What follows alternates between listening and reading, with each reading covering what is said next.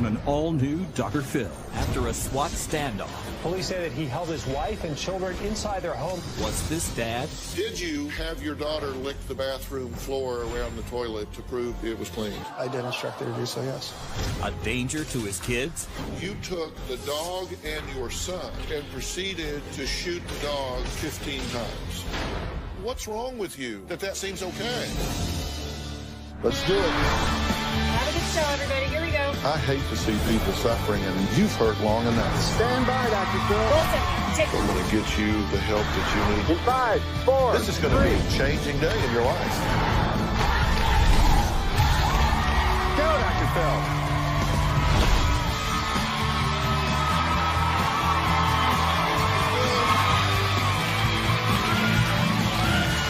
How you doing, guys? How are you? Thank you very much. Thank you very much.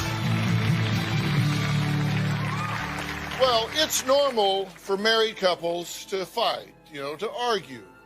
But it's not normal to have your fight broadcast on TV with your husband calling the local news to talk about it. We're fine. We just had an argument. I mean, we've been married 12 years. Like, we haven't had an argument before. Well, my guest Matt told the news station things were fine.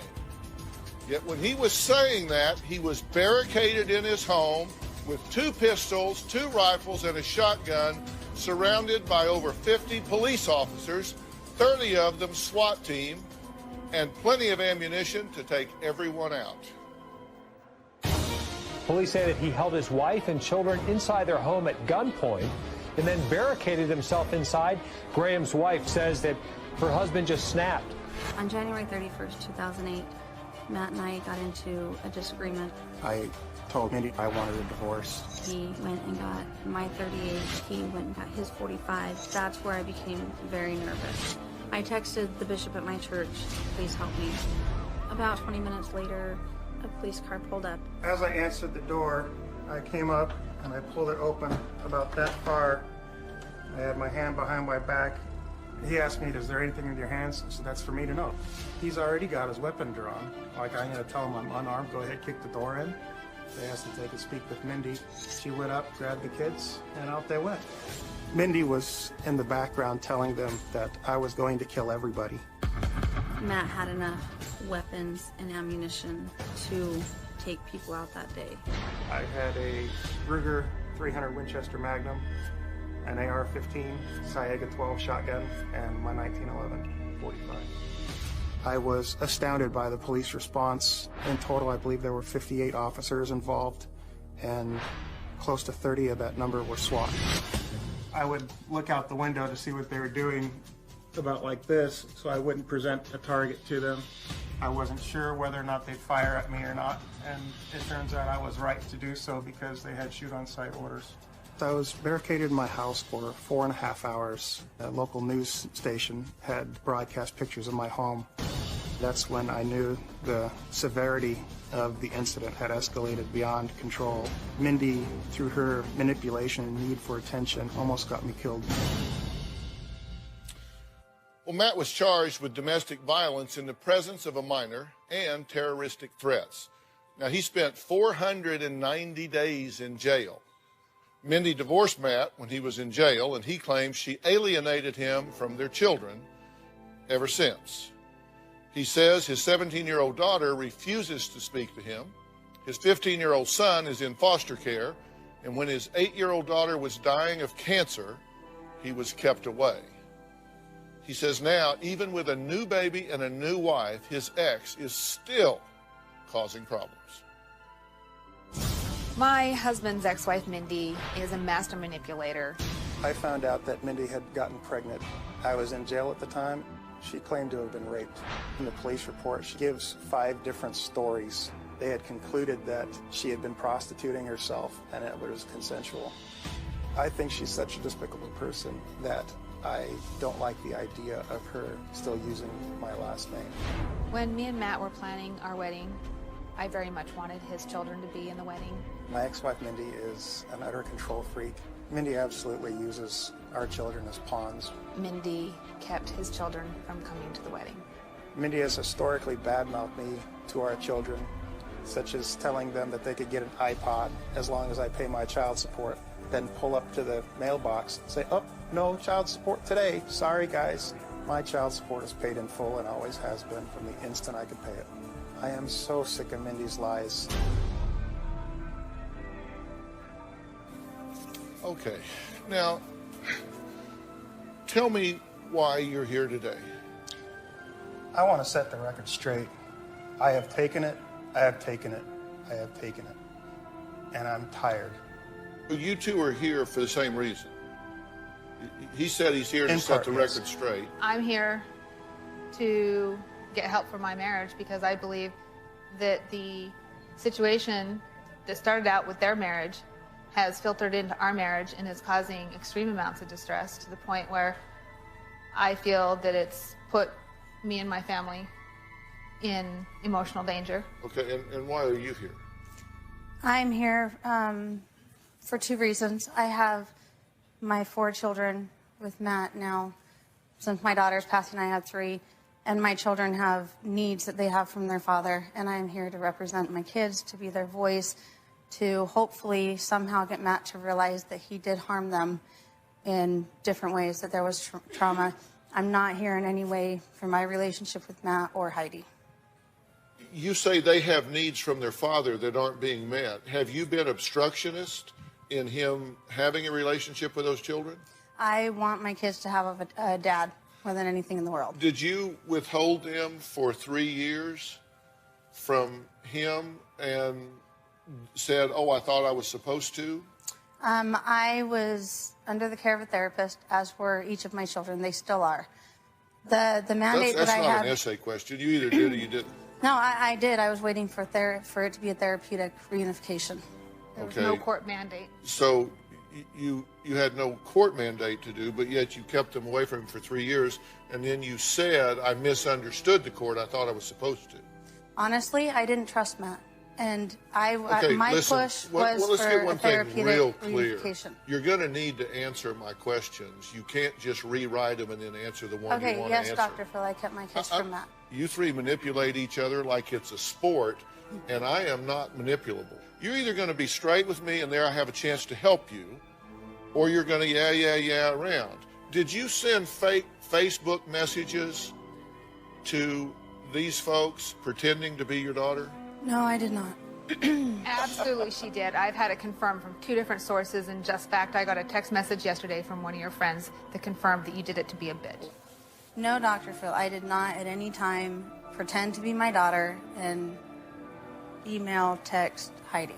So you didn't send any messages to Heidi pretending to be the 17-year-old, which said, quote, my dad doesn't help us financially, and quote, my dad abandoned us, quote. You did not write those words. No, I did not. With her screen name and send them to her.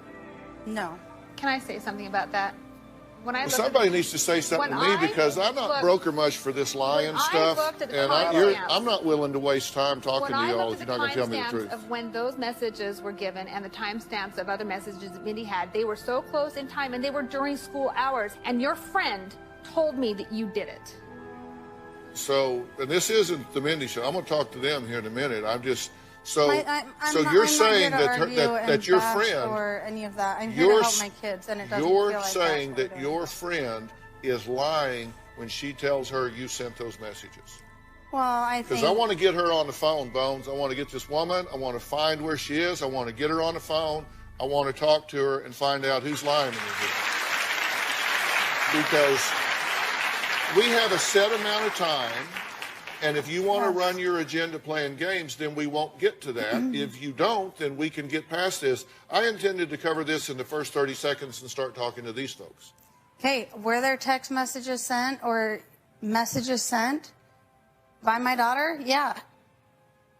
I've read them. We do have the friend on the phone. This is completely anonymous. I'm not going to say the name. Are you there and can you hear me okay? Yeah. I have one simple question for you. Did you or did you not have firsthand knowledge of and share with Heidi that Mindy sent messages using her 17-year-old daughter's name? Yes. she said she thought it was funny. What do you say about that, Mindy? I never sent these messages. If you had somebody who sat there and watched me, then I would be a liar. But I'm not. Somebody says that I said it was funny. So you didn't say this to this woman, and she's lying. Yes. Well, let's take a break here. Coming up, Mindy claims Matt had a history of abuse during their marriage. We're going to hear just how extreme things got from this side of the room, including why Matt's 17-year-old daughter that we're referencing says she cannot forgive her dad. All of that when we come back.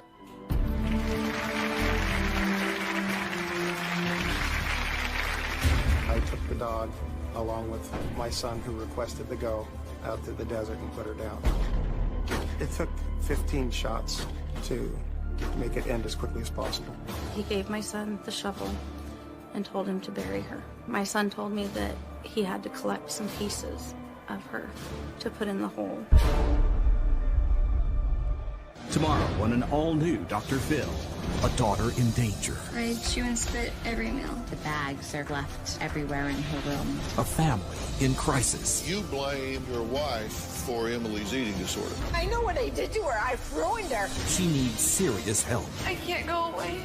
I can't do this. But will she accept it? She and I have I didn't really ask for a response yet. This is about her, not about you. America's most watched talk show.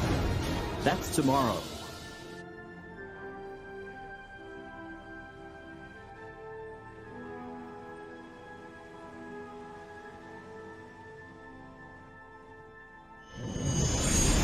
When I was married to Mindy, my manner of discipline and trying to teach the kids what was wrong could be considered as demeaning. There was a time when my 15-year-old son had left his clothes on the floor, and his father pulled him out of the shower naked, and he did proceed to spank him with the belt. There was a time when my daughter was told to clean the bathrooms, and Matt had her lick the floor around the toilet. I did ask her to lick the floor to demonstrate to me that she thought it was properly cleaned. My son, who was 5 or 6 at the time, was in a lot of pain from passing several kidney stones. He would beg to die. So Matt took a kitchen knife and told him if he wanted to die, then he needed to push it into his chest. Well, Mindy claims she wasn't always aware of the abuse happening in her own home, but there's one incident involving the family dog that she says she'll never forget. Let's look at this, and then we'll talk to Matt. In 2007, our family dog had run across the street. In doing so, knocked over my daughter and attacked the neighborhood dog and nearly killed it. I felt that my family was in danger and that the dog needed to be put down. So I took the dog, along with my son who requested to go, out to the desert and put her down. I held my pistol up against her head, and after the first shot, she stumbled down the ravine and was yelping in pain. And so I emptied my pistol, and she was still running around. And I ran back to my truck and grabbed my spare magazine. I emptied that magazine as well. It took 15 shots to make it end as quickly as possible. He gave my son the shovel and told him to bury her. My son told me that he had to collect some pieces of her to put in the hole. My son described vividly how Crystal was crawling on the ground, whimpering, and he would just say, "Mom, I couldn't save her, I couldn't save her." I know the event traumatized my son a little bit, but I feel that Mindy has, through her manipulative ways, sensationalized it and has used it as a control and manipulation over my son. He saved her collar, and she would take it away as a punishment. It's really despicable.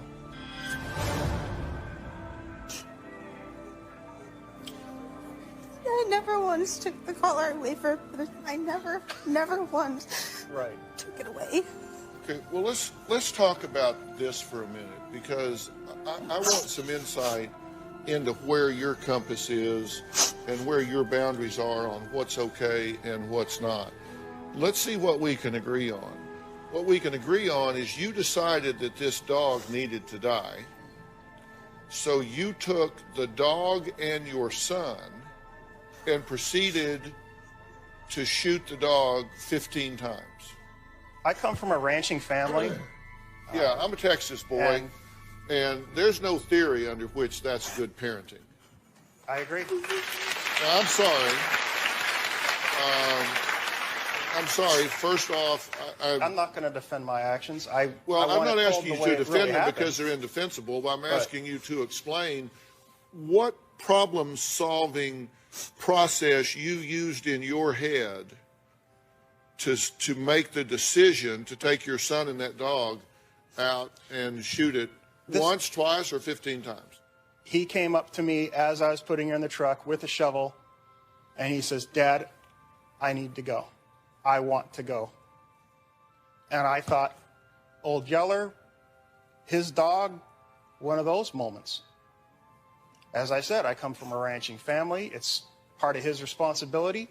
You don't get it even now that taking your son out and killing this dog in front of it, shooting it in the head, and then shooting it 7 or 8 more times, and going back, getting another magazine, reloading, and shooting it again, emptying that magazine into it. I mean, come on. What's wrong with you that seems okay? If I had it to do it over again, hindsight's 20/20. It was a bad decision. I was under pressure. I'm sorry. You agree that was the wrong thing to do? Absolutely. And tell me why it was wrong. Why? Yeah. It's damaging to him to see his pet, something he loved and cared for. So, who buried the dog?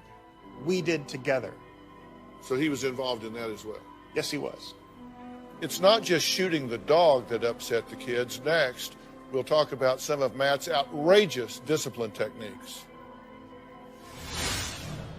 Did you hand your son a knife and say, if you want to kill yourself, here you go, right in the chest? Yes, I did. He was 5 years old. I try very hard to understand Matt with his PTSD. However, I feel that deep down inside, there's the possibility that Matt's lack of empathy runs so deep that there's no hope. Perhaps some of the way Matt is doesn't have to do with PTSD at all, that he is just inherently a jerk. Now, we've talked about the dog.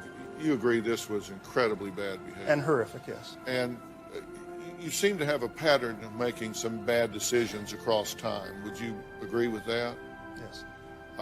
You were arrested and had the SWAT team in your front yard. You defend that by saying she told them you were a threat, but the truth is you did get arrested by the SWAT team, correct? Correct, I walked out. And did you go to jail? Yes. Was that a bad decision? Did you manage that poorly? That day, absolutely. It was. Did you say to your son, who was crying in pain over kidney stones, did you hand him a knife and say, if you want to die, just do it? I was trying to assess whether or not he was actually serious and where he was mentally. Did you hand your son a knife and say, if you want to kill yourself, here you go, right in the chest? Yes, I did. Okay. And that seemed like a good idea. Why? Because if he actually started to do so, I would have prevented it. There's no way on earth I would let my son harm himself. But that seemed like a reasonable way to demonstrate that he, in fact, had a will to live and was being overdramatic. At the time, yes. He was 5 years old. And had been through surgery after surgery after surgery. 12 surgeries at that point, yes. And looking at it in retrospect, how do you feel about the viability of that parenting tactic? Deplorable. Okay. Did you, in fact, have your daughter lick the bathroom floor around the toilet to prove that it was properly cleaned? She never did it, no. I remember the day and I told her, I want that floor so clean that you could eat off of it. So you think the thing to do is tell her to get in the floor and lick up potential bacteria? If it was cleaned properly, there wouldn't be any, but that's not an excuse, no. Which child is this that you've duct taped to a bench? That's our 15-year-old. This is the one that's now in foster care. And you duct taped him to the bench because he wouldn't stay still. She helped. He was how old? Oh, he looks about 3, 2. He was 2 at the time. He was 2 at the time. So you duct tape your 2-year-old to a bench because he won't stay put? How does that look to you now? Horrible. All right, there's something that I know for sure that the 17-year-old wrote, and I'm going to share that next because I have a plan here to try and bring a hush, some peace over this unit here so these children can have some peace. We'll grab that.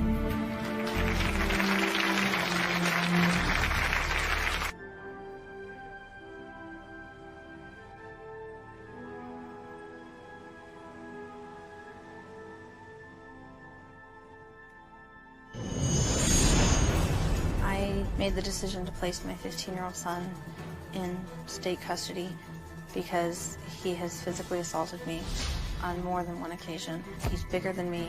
He's stronger than me. When he gets angry, I do not feel that I'm capable of keeping him from hurting the other kids. I absolutely think that if it weren't for Mindy's control and manipulations and damage that she has done to my son, there would be no need for him to be in foster care. I think it's reasonable to say that my son would have learned violent tendencies from his father. I see similarities to the way Matt used to be and the way my son is. My 15-year-old son has some anger issues and control issues. He's learned to manipulate from Mindy, and he's dealing with those. I look forward to taking my 15-year-old home after he's done with his treatment. I do worry about my son's emotional and mental well-being at his dad's house. If my 15-year-old son goes back to live with Mindy, I definitely think that his future would be put in jeopardy. What do you say to your 15-year-old about the other kids being in the home and he's not allowed to be in the home? What do you all say to him? How do you explain that to him? He understands why he's not in the home, and he is on a constant basis worried about his behavior towards them. He had an outburst at my daughter's birthday party, and since then has been very concerned. He holds a lot of guilt over his behavior now that my daughter has passed away. And when we talked about transitioning home, he and I talked extensively and agreed that coming home to my home with his siblings is not the right choice for him or the other kids. When he was in my home, did you not call the police because I enrolled him in school? He was supposed to go to school. He's in school. He texted you, "Mom, I'm at school." And you showed up with the police to have him arrested and taken to DT. Nice job. I don't feel that you need to talk to me that way. I'm not the greatest father. I admit that. I'll accept that. My 15-year-old ran away from his home on a couple of occasions. The school called me because they were concerned about him attending school there. They said he doesn't have the documentation, he doesn't have the things needed to enroll him. I went to the school had called the police. They were trying to figure out legally. He had no legal rights, he had no physical rights.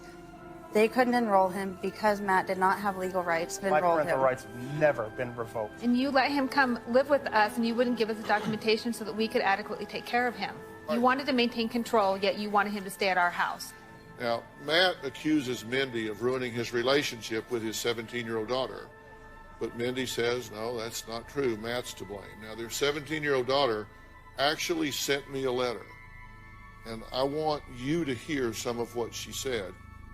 We couldn't tell anyone that Dad beat us so often. My baby sister knew that when Dad was yelling, she had to get a specific belt.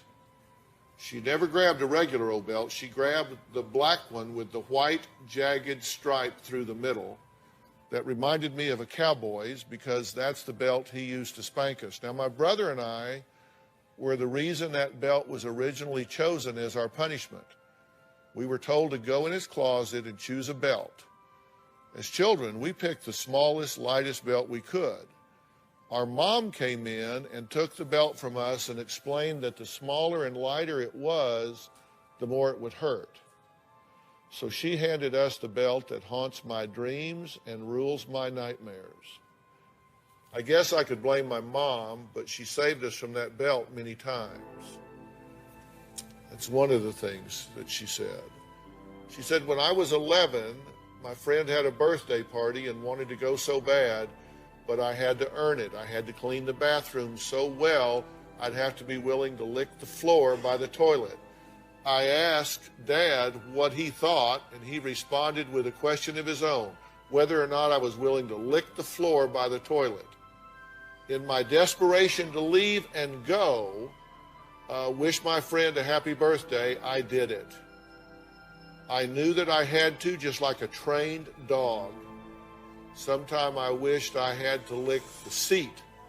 Sure, it would have been worse, but I think it's much more degrading to have to lower your body to the floor and lick the tile. Another excerpt, in my opinion, there is no way he will acknowledge that what he did was wrong, because in his eyes, he didn't do anything wrong. I could tell him over and over for hours that what he did hurt me, and he'd still believe that it was entirely my mother's fault. I want an apology, but I have to understand that I'm not going to get one. That's the wishful thinking of a little girl who is long dead, crushed by that black and white belt. This is so contradictory to what she Please. is at our house. Okay, well, hold on. Please. This so doesn't involve you right I have now. repeatedly, yes, I have apologized to her. Does it get recognized? No. Have I done it enough? Every time I go. And yes, I'm sorry. I've done it at home when she's been in my home. I don't know what else to do. The therapist told me there's nothing left for you to do. It's all on her now. Up next, is Heidi on the verge of becoming ex number 2 for Matt? We'll find out.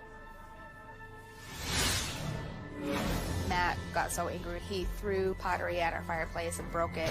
I told him that I would call the police if he didn't stop. He said to me, if you call the police, I'm going to beat the out of you. Tomorrow on an all-new Dr. Phil. An eating disorder.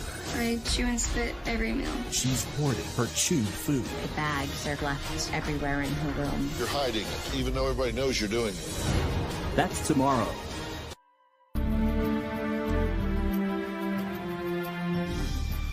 How do you get along with Heidi? For the most part, fine. We get along very well. How do you get along with Matt? It's a roller coaster. When things get stirred up, you know, weekends are mostly the time that we start butting heads. We butt heads because I have a lot of animosity towards this woman. I hate her, and I hate what she does in what she brings, the spirit that she brings in our house. I hate how she stirs the pot, and I really hate how Matt is still affected, and he brings it on me. You know, like. But you blame her for his behavior. Yes and no. In Because the sense you that told us, Matt comes you to told me and us- says, I don't do crazy anymore. When you start acting rational, then I'll talk to you because I've done crazy before and I'm not going to do crazy again. Which is not her fault that he says that. However, it's baggage that he brings in from that relationship, which is part of why I want this stuff resolved, because I want to have my life. I want to be me. I am not her. I would never steal our kids from him. I would never keep our daughter from him, even if things didn't work out. When Matt gets angry, he has resorted to calling me a bitch and a piece of I don't call her the word very often. I reserve that for when I'm really angry. When I ask Matt to clarify an answer he's given me, he takes that as I'm accusing him of lying. After she comes at me repeatedly with the same question over and over again, I lose my temper and I yell at her to leave me alone, but I never get violent. There was a time that Matt got so angry with me that he threw pottery at our fireplace and broke it in order to intimidate me. And then as he was ranting and raving, I told him that I would call the police if he didn't stop. And then he said to me, well, if you call the police, I'm going to beat the out of you because I'm not going to get arrested again unless I really deserve it this time. I do love Matt. I just fear him at the same time. Let me ask you about something that happened, because this sequence of events is highly significant to me. Mm-hmm. And so I want to know the facts about what happened here. Things were not going well, without going into specifics, and that pottery started getting thrown. And this was one of the times that he threatened to beat you up. He started throwing things at the fireplace. Then I said, if you don't stop, I'm going to call the police. He says, well, if you do that, then I'm going to beat the because I'm not going to jail again unless I deserve it. And then... now, at this point, it was this fight that you're holding your newborn. Yes, I had her in my arms, and he took the baby from my arms because when we start arguing, one of the really sensitive buttons for Matt is the fact that when we're arguing and I want to leave, and I generally want to take my baby with me because I enjoy having my child with me, but he gets very threatened because he's afraid I'm going to do to him what Mindy's done to him. Did he take that baby from you and say, you are not going to feed this baby your milk? He made some reference to that and threw the bottle of milk at me. And you had to agree not to touch the baby? For a while, until things calmed down and he could trust that I wasn't going to take off with her. And he threatened to beat you? Well, that threat was earlier that evening. Right. I'm very concerned for you and about you. Seriously, because I am suspect that you have an impulse control problem. I think you have a lot of triggers and people around that know how to push your buttons. And I think things seem like a really good idea to you at the time. And you're all in. Now, adapt, overcome, improvise, and accomplish the mission. That's... Yeah, well, we're not at war here. This is a family. It was a different setting. You take that there, you do this here. Matt's plan for his 12-year-old son that Mindy hasn't heard yet. We'll talk about that yet. And I'm going to put some verbs in my sentences here about what I think needs to happen on everybody's part.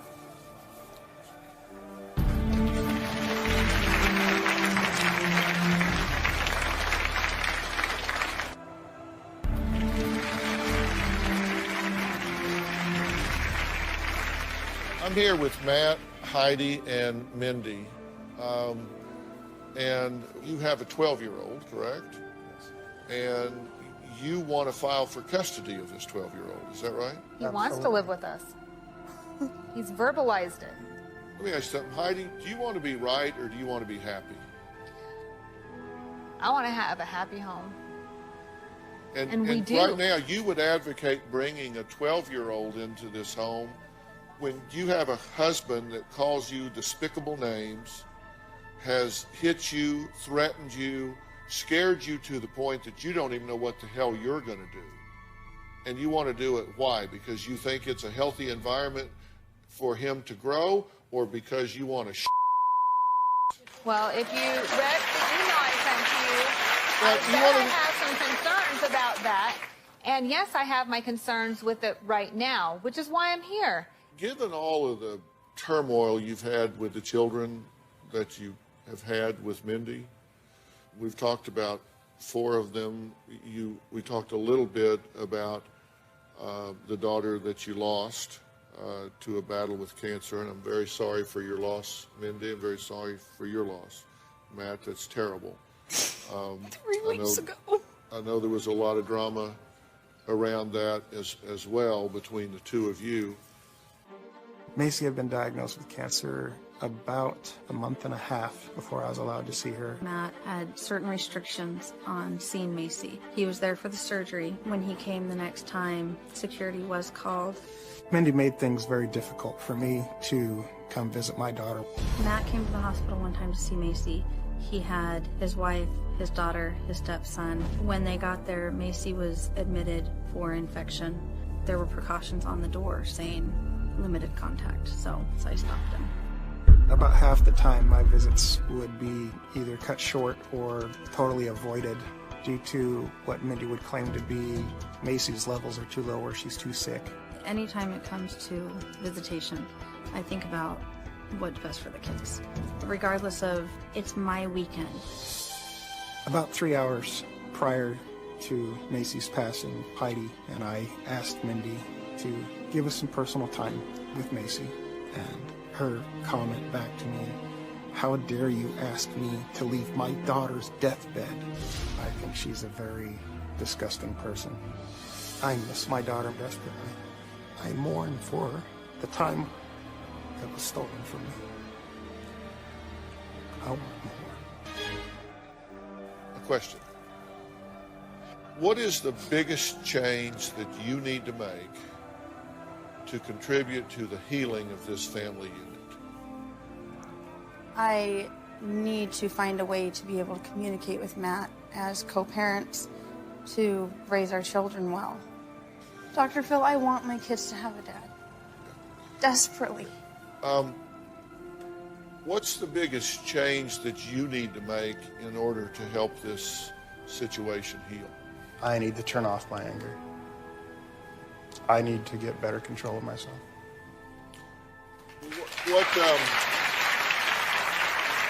What's the one thing you need to change in order to contribute to the healing of this situation? Now you got nothing to say? No. Pretty much the same thing. Take things a little bit slower, trying to work through issues. I think the three of you share one thing in common, and that is that you are all extremely egocentric. You run your own agenda.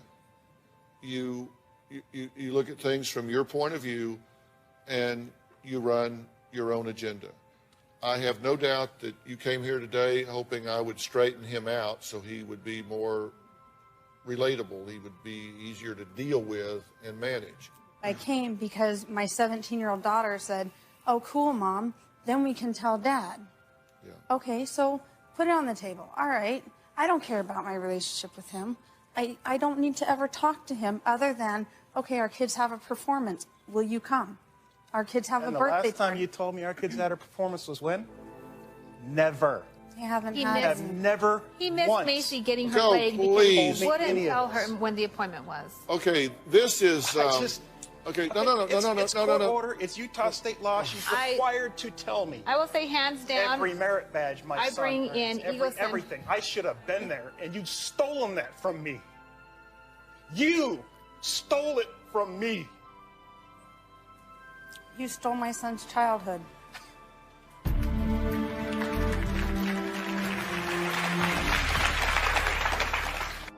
Want to know what's coming up on Dr. Phil? Visit our website and subscribe to our email newsletter. You'll get weekly updates, life strategies, and exclusive video that you won't find anywhere else. Plus, on drphil.com, you can see sneak previews of upcoming shows. Log on today.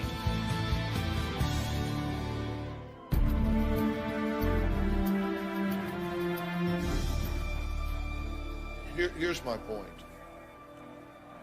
It is not too late for these children. Hoping it is. But you know what? These children didn't ask for this. They didn't buy a ticket on this train wreck. They just got put on here. And we owe it to them to declare a peace, to declare a new day, a new plan of coming up with a way so they don't feel like they're in the middle. Matt, some of the things that you have done are beyond outrageous. I'm telling you right now, in the back of my mind, I'm hoping that I don't read about all of y'all in the newspaper 6 months or a year from now, because that SWAT situation goes a different direction and you fly into a rage and kill everybody, including yourself. And It's never been about harming anybody. And well, I tell you what, I've been doing this a long time, and the behaviors you are showing are antecedent to exactly that happen. It leads up to that That's why happening. I'm here. Okay? And so I'm telling you, that needs to get under control. And I'm going to tell you, I cannot diagnose you sitting here in this chair on this stage. But if I was still in private practice and you were in my office, I can tell you that there are some things I would have on my short list. And one is PTSD with associated traumatic brain injury. That would be on the short list of my considerations. And I think you need some serious and quality evaluation in that regard. I will fly you to what I consider to be the top center in the United States, to the top people in the United States, to help get a full evaluation, because I don't think this is just a little rage out of control. I think there are some neurological issues where you have some inhibition problems. And the good news is, you're not psychotic or mentally ill in some big crazy way, but you do have some issues that I think need to be looked at and ruled in or ruled out by a team of professionals. And that will be my gift to you if you're willing to accept that help and treatment. Because I think this situation needs a hero, and you've got training, you've got discipline. Let's point it in the right direction instead of the wrong direction. Okay? Let's get you equipped to man up. Because my definition of the role of the man in the family is to be a provider, a protector, a leader, and a teacher. And I think you're doing none of those things now, and I think you're capable of doing every single one of them if you can just get the noise in your head to quieten down. And you're going to have a lot of repairs to go back and do once that's done, but I think that can happen. I think that can happen, and it's a process. Will you stay with me in this process? Will you support him in this process? You would support that process, correct? Oh, 1,000%. All right, and that's what we would do. You two have serious problems maritally, and it is not her. You don't want to start a custody battle right now. Don't do that. That is not necessary. You're not ready to do that. You may not like her values, beliefs, and assertions, but this woman loves her children. Right now, the grenade that can go off is you. And I want to get you help and get you help right now. And I want you to be optimistic about it because reinforcements have arrived. I want to thank all of my guests today. Look, go to drphil.com if you want to know more about the things we've talked about today. Thanks for being here. We'll see you next time.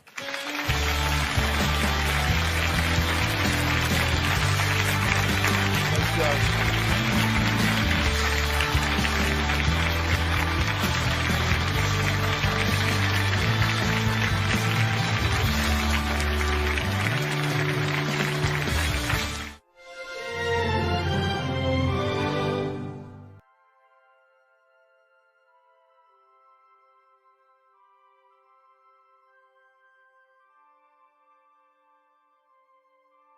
The following program contains strong language. Viewer discretion is advised.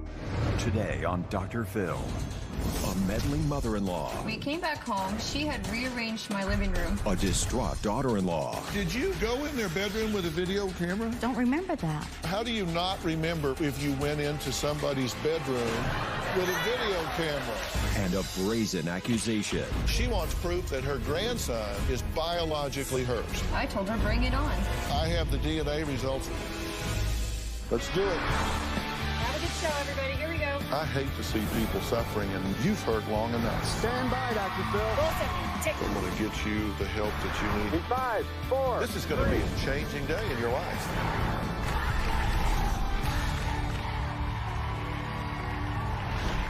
They have been called every name in the book: meddling, intrusive, judgmental, unbearable, boundary crossing, toxic, even hateful.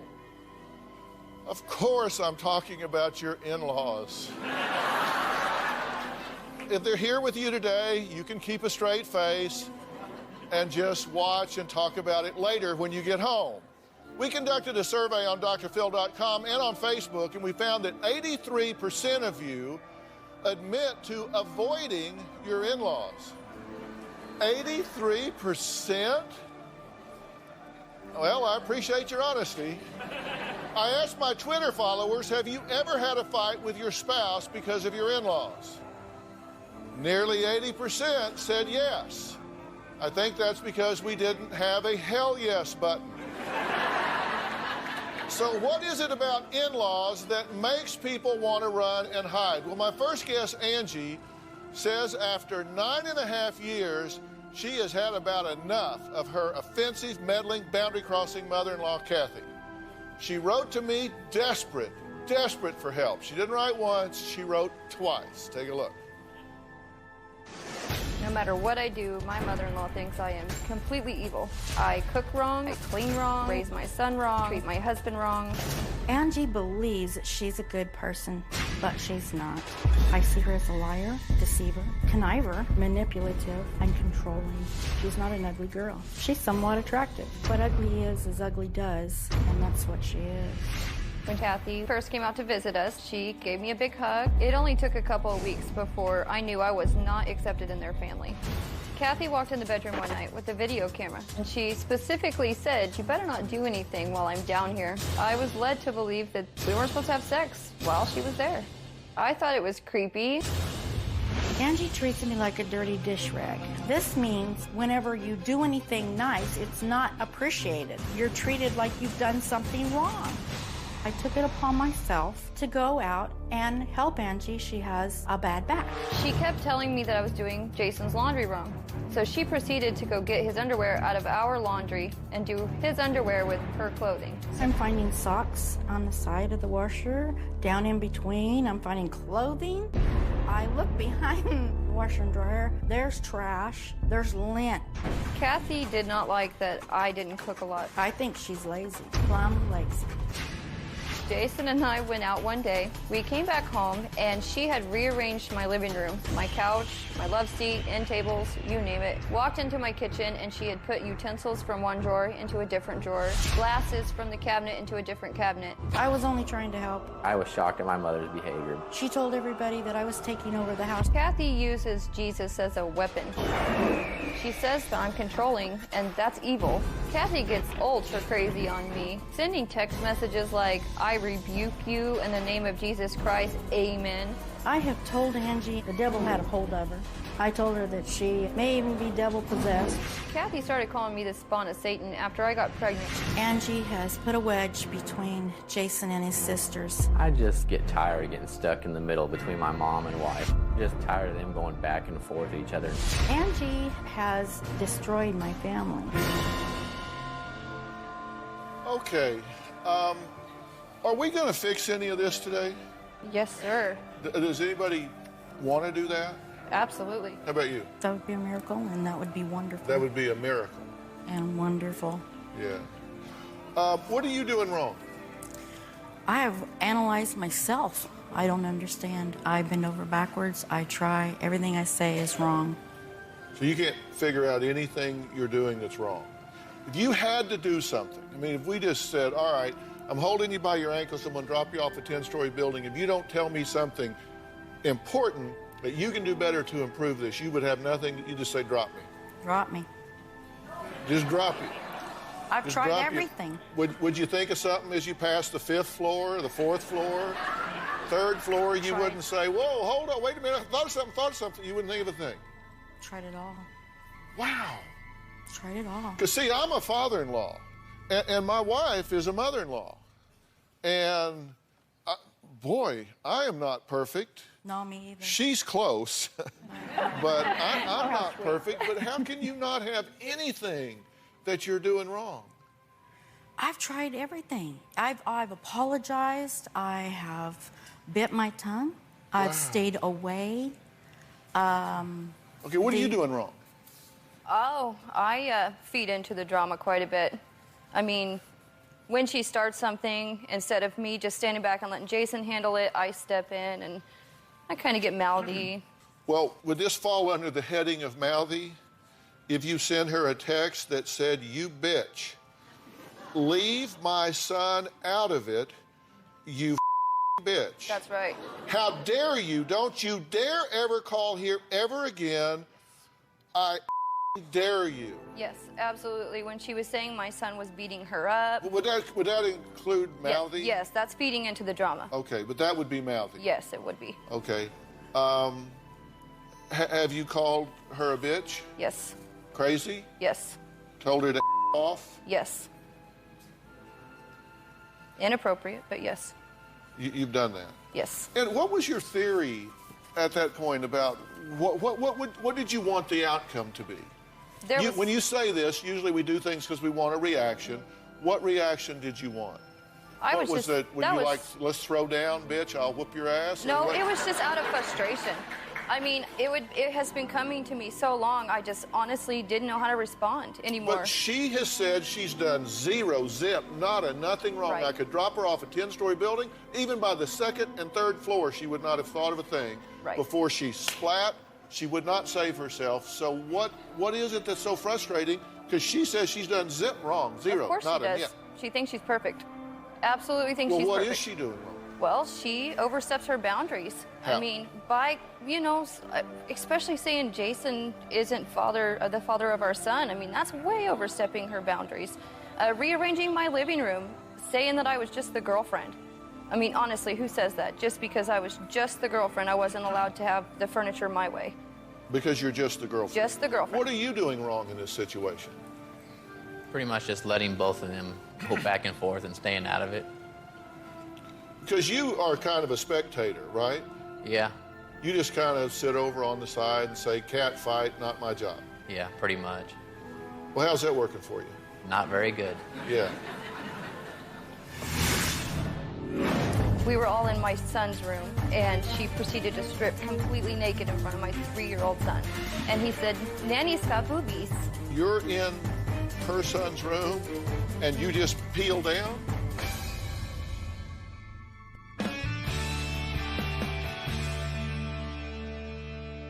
I made a list of the most offensive mother-in-law moments according to Angie.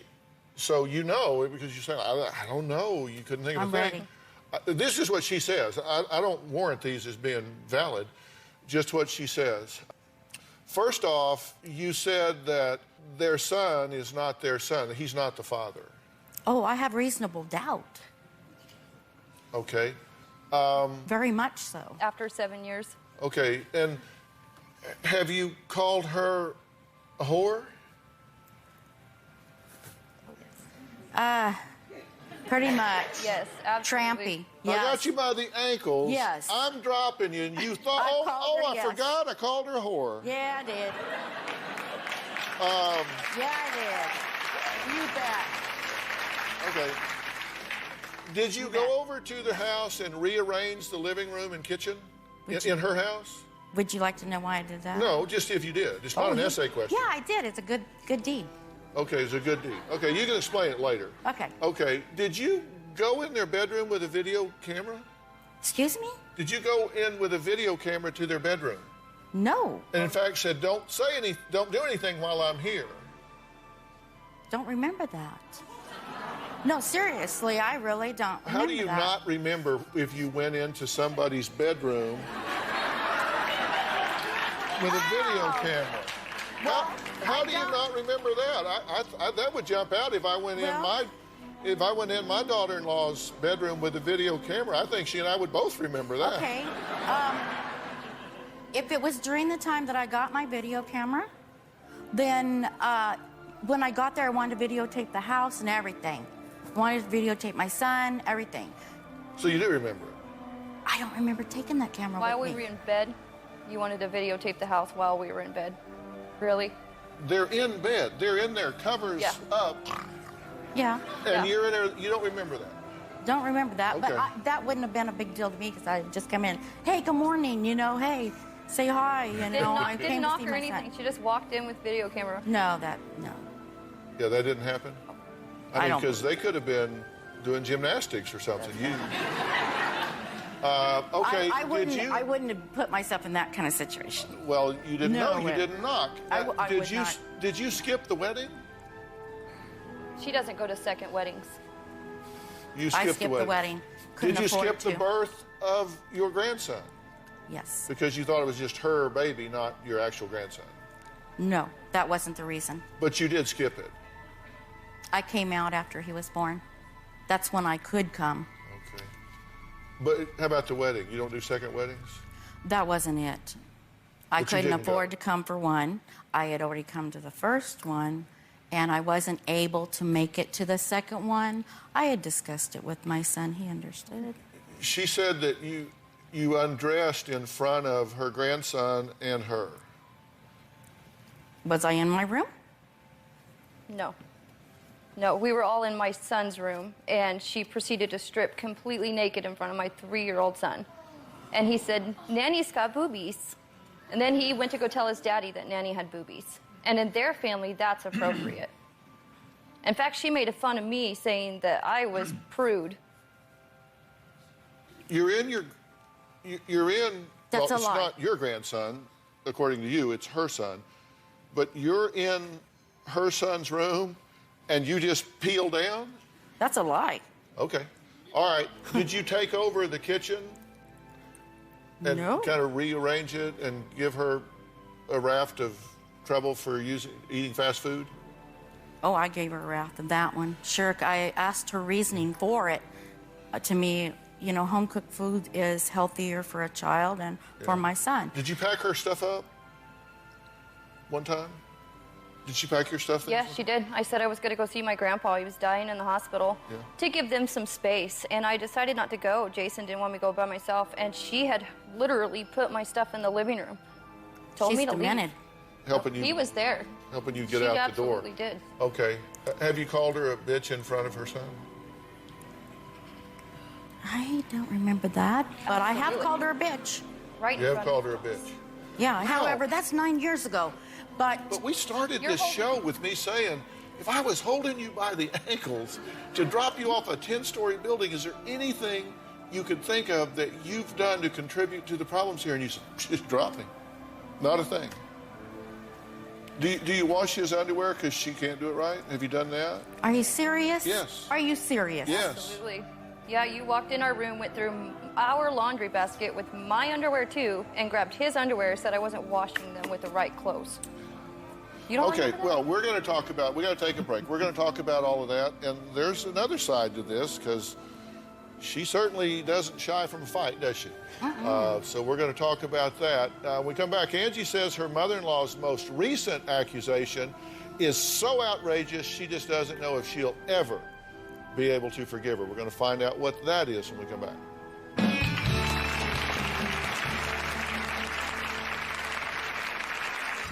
Angie is overly flirtatious. I would like my son to take a paternity test to see if this is my grandson. Jason's just offended that his mom would even think that, let alone want a DNA test about it. I told her, bring it on.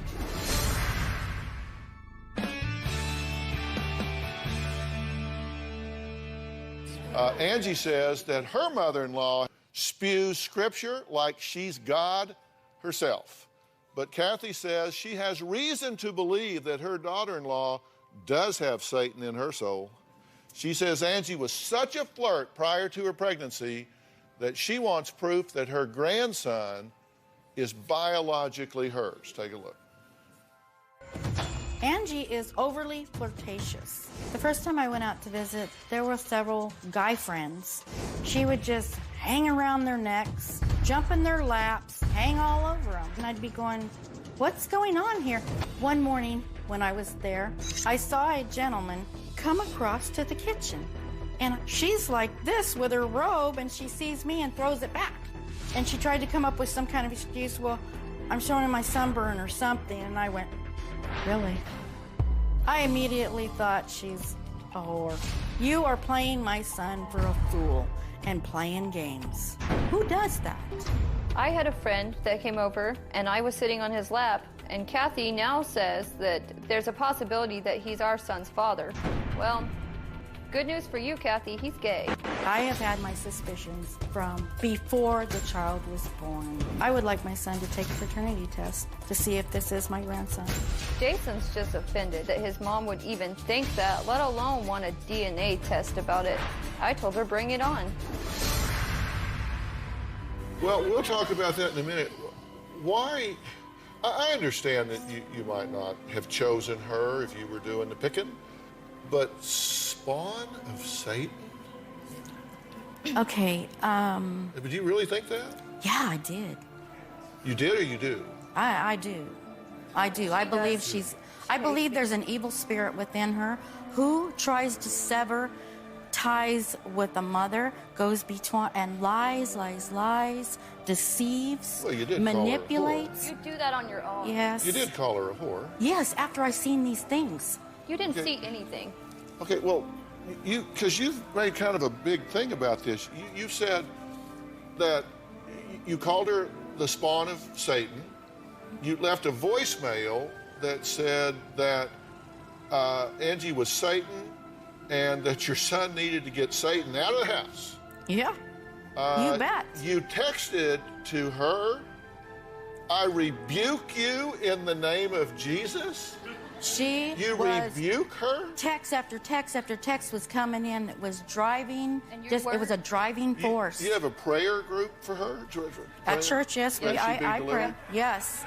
I put her on the prayer list. I want God to heal her. That she has devil in her soul. I Needs want to get the devil out God of her to soul. heal her. She has a problem in her head. She believes what she says.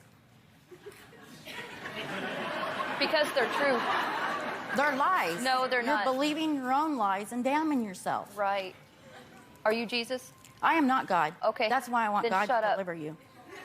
Deliver her from Satan. From the evil force that she is. From the evil force that From she her is. deceiving So evil ways. you think that your son is living with a demonic force? No, is that what you're saying? Because listen, well, as a Christian, I take this very seriously. So do I. And I want to know. I mean, so do I. If you think he is living with a demonic force, an embodiment of the devil, in this red-dressed, blonde-headed woman. Satan was a beautiful angel, and he came to us as a serpent. Okay? I see a snake. I call a snake what a snake is. Did you look in the mirror? Seriously. Do you know what? No, what? You say I if have God in my heart, and I only want you in God's hands. Okay. And I have delivered you there. And I want have you in my stayed out of son's your life. I know you do. I have been. That was our deal. I was in my son's life. No, I said I want you in our son's life. I can't be in your I know, that's what we're here I for. want to be in my son's life and my grandson's life, because you can't seem to let everything go. You want to keep needling I at can't seem me. to let things go. When you bring up stuff I said when I was a teenager. Stress. I've gone through heart So problems. then stop I've gone through talking like stress. that. I've gone through cancer. You know that people that have had this, and Poor, you poor, pitiful needle, Kathy. You needle, you manipulate, and you weasel, and you do the things you know you should not do to connive and pester people. Okay. Why, Angie? So what about what Why? Jason thinks? Well, Not what I being think. a pest and being Satan is a big gap. Well, true. However, who takes the same thing for all these years? I've gone out 3 different times, stayed a whole month. Wholeheartedly, I give wholeheartedly to this girl, want to do good. And you want to talk about moving the furniture around? She's got a bad back. This is what she told me. She can't do this, she can't do that. I went out to try to help. She says, we got family coming over. Need to make more room and straighten this out so that all her family can come. Well, my daughter and I did this, and she ran out of the house telling I took over her home. I'm going, Auntie, I just wanted to help. You've apologized to her before. Absolutely, on my knees. I got down on my knees and I said, please forgive me. Did she apologize? She didn't apologize? She's deluded.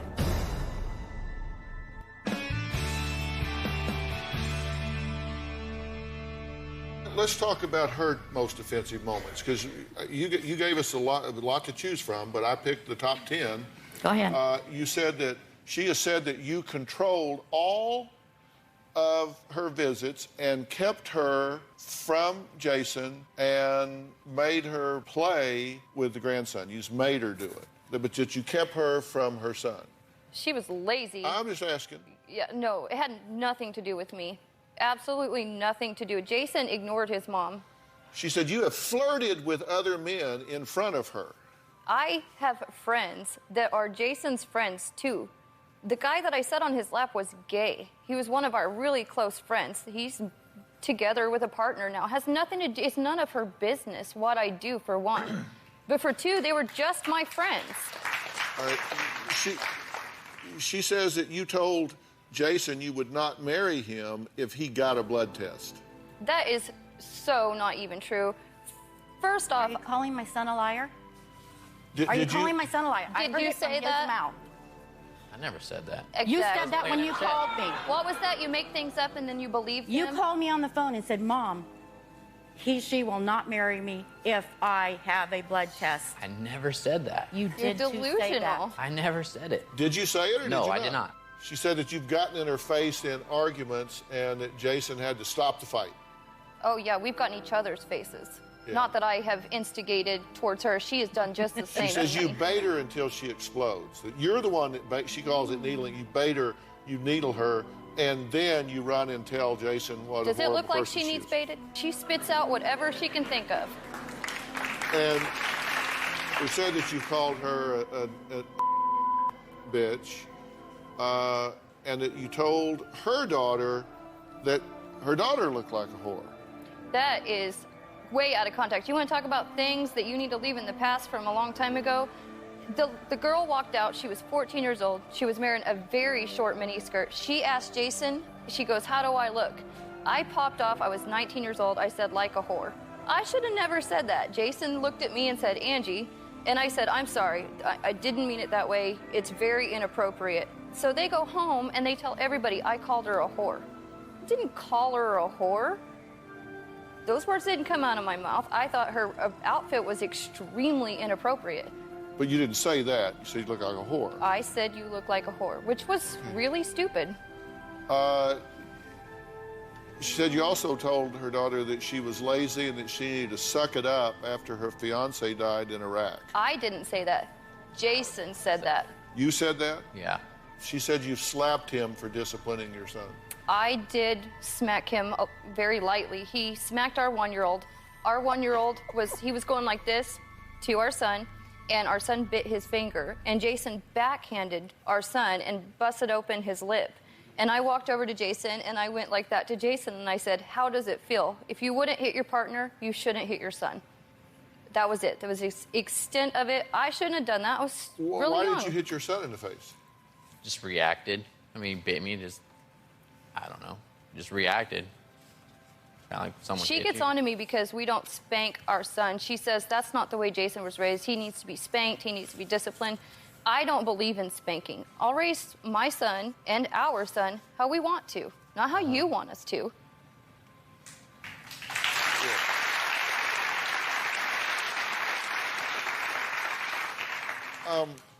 Have y'all ever tried to get along? Oh, yeah. Yeah. You've made an effort? We both have. You've apologized to her before. Absolutely, on my knees. Absolutely. How did that come about? Well, when I said the comment like a whore, Jason made me apologize several different times. They would have nothing to do with me. I got down on my knees and I said, please forgive me. I am really, really sorry. I did not mean it to come out that way. I mean, I had a big mouth. I should not have said it that way. Yeah. So did she apologize? Deluded. She didn't apologize? She's deluded. Did I apologize? She was never on her knees. She has never got on her knees and apologized to us for that. She said, I probably shouldn't have said it like that. Our Twitter feed is blowing up right now. Mike Angie 2 says, Christians do not call anyone a whore. Get a grip, mother-in-law. Let me talk to you for 1 minute. Sherry Lee Adams says that no wonder Christians get a bad rap with people like this mother. Good grief. He said, she said, man up, Jason. Then Dravens 512 says, throwing biblical terms at someone does not make you a Christian. Interesting. All right, we got to take a break. Next, the fight that nearly brought Angie and Kathy to blows. Plus, what does Jason have to say about all this? He's sitting there like I think he does at home, like he's in the third row with some popcorn. It doesn't work that way. We'll be right back.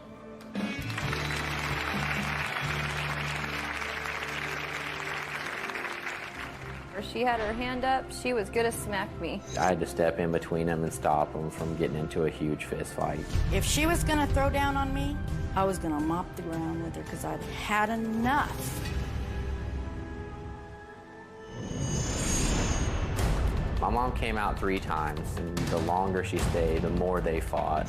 There was one time when Angie put it to the test. I was having a conversation with my son, and it went badly with Angela. She jumped up and started calling me some real nice names. You know what?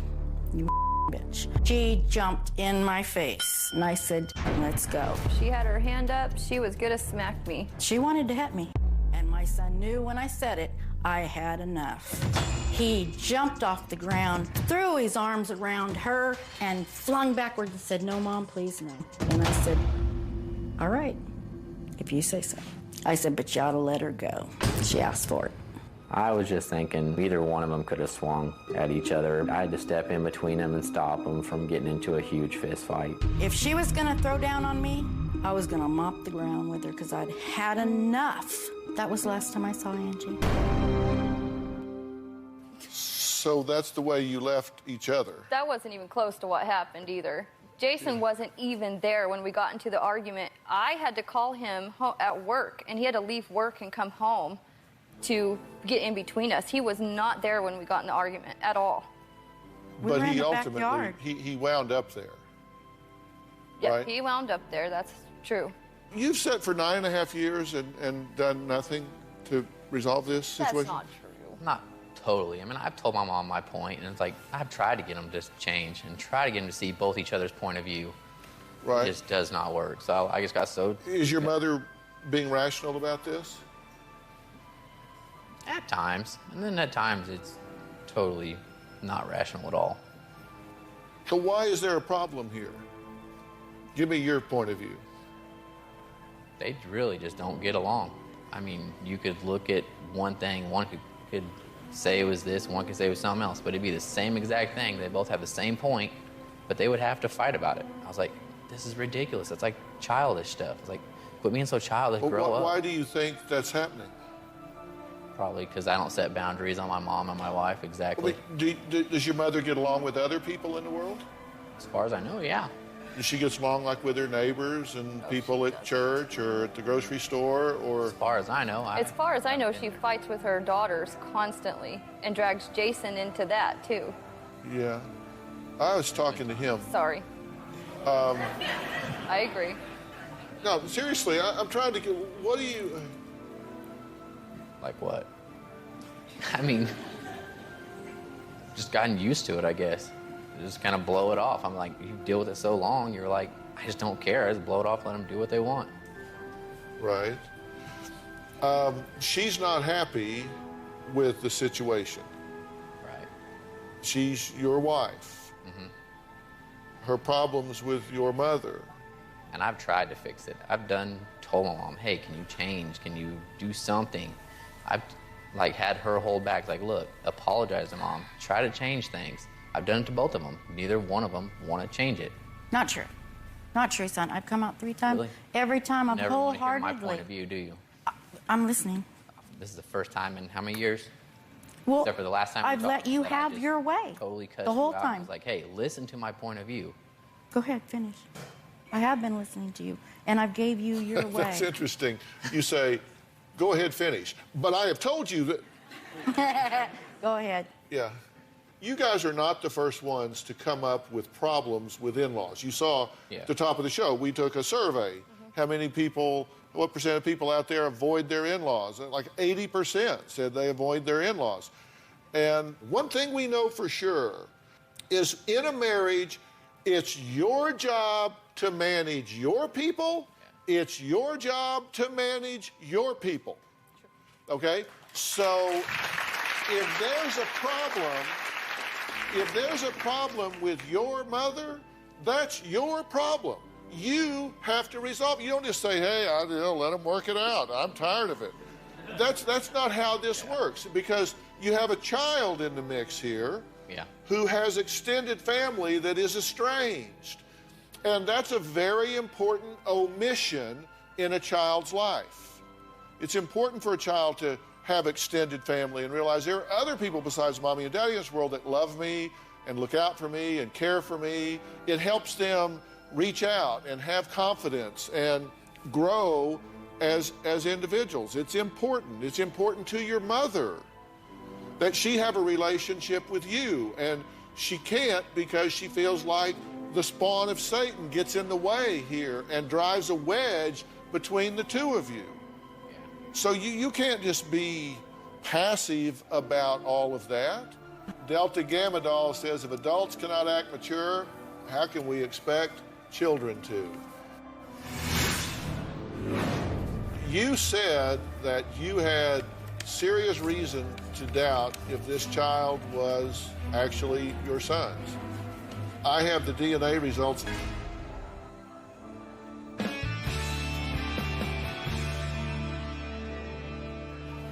You said that you had serious reason to doubt if this child was actually your son's. I have the DNA results in this envelope. I have not read them before. So I've not looked into it. So before you do that, I want you to know, he is my grandson, name-wise, and I've accepted him whether he was or he wasn't. This is the one I'm hoping it is for his son, for his sake. My concern is only for my son, his well-being. But your son doesn't need to know what's in this envelope. He didn't ask for this. No, he doesn't. That's why I wondered why they brought it on here. Why would she bring me on here? She knows what I think about her. She knows what I've seen her do. Well, she's hoping that maybe I could have something to say that you could build on. I'm hoping we can just drop it all and like literally erase it and move on. Do you want to know what's in here? Nice. Do you want to know what's in here? Yes, I do. You do want to know what's in here? Yes, I do. I know what's so in there. There's no more doubt there because she put reasonable doubt there. You shouldn't have doubt. You put the reasonable doubt, darling. Okay, well, what we did here is we have DNA from mother, child, and the alleged father.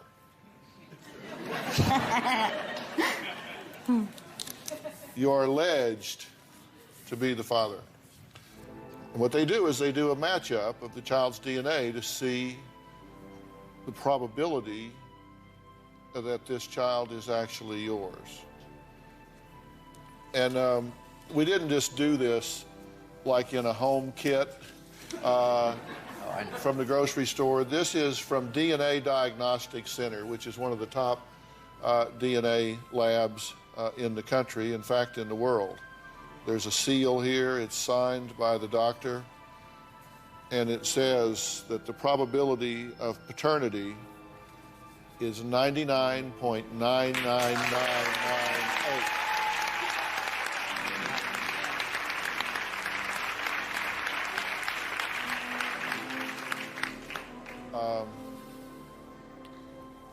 That's wonderful. So all the noise... That is wonderful. So all the noise... That comes as a shock to me, but that is wonderful. That comes as a shock to you. Yes, very much so. Yeah, it's a shock. You're shocked. You look shocked. But I'm thrilled. How do you feel about the fact that you haven't seen your son's biological child in 4 years? That doesn't feel good. And it's not really all my fault either as far as that, because financially it's hard. Right. We offer to pay your plane ticket every single time. Yes, and every time I've gone, it just goes in. So don't say it's financial, though. Okay. I don't want the response. I don't want my son feeling the burden of having to pay my ticket. So I told him, let's do it so that I can pay for part or whatever. My financial deal is hard on me. I'm a pride person. But in 4 years, you haven't gotten there. But I've talked to him on the phone. I talked to the little boy. But in 4 years, you haven't I haven't gotten there in 4 years, no. But ask my son, has he ever seen his nieces and nephews? I'm not talking about your nieces and nephews. I'm talking about you and your grandson. In 8 years. And I am telling you that... He's never met them. You're not helping yourself here. I'm sorry. I would love to see him. I would love to be a part of his life. Let me tell you something. Let me tell you how this works. Let me tell you how this works. There's a point at which you do have to hit the reset button and say, you know what? Start over. If you are as much of a Christian as you say, then you will seek forgiveness. Yes. For yourself. Yes. And for her. Yes. Because God says you don't need to preach to me. 7 times 7. Yeah. I'm human. I got it. You know, yes, and it's hard. You need to take baby steps with boundaries. And you just need to say, you know what, we're just not going to react. And every situation needs a hero. Let it be you. You don't have to take the bait and react. You don't have to take the bait and react. And so you should go out there to see this child, and I'm going to recommend that you not stay there. That you stay, no, listen to me. Listen to me. You are right. I thank you. You are right. Yes, I know. I'm going to recommend that you fly there, that you get a room at a nice hotel nearby, so you don't have to be feeling all the pressure involved. You can go and have a visit with your grandson, then you can leave and spend the night, come back, have a visit with your grandson. If things get uncomfortable for you, just leave. You've got a room that's there, and as my gift, allow me, so you don't burden your son, I will pay for your round-trip ticket to go there, okay? I will do that, and I will pay for the hotel, I will pay for the ground transport, I'll pay for whatever, so nobody is burdened in any way, and all I ask is that everybody act like you've got some sense. Thank you. You know, just act like you've got some sense. We'll be right back.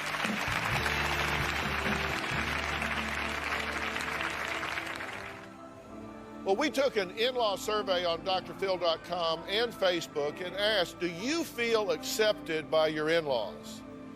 More than 60% of you said no.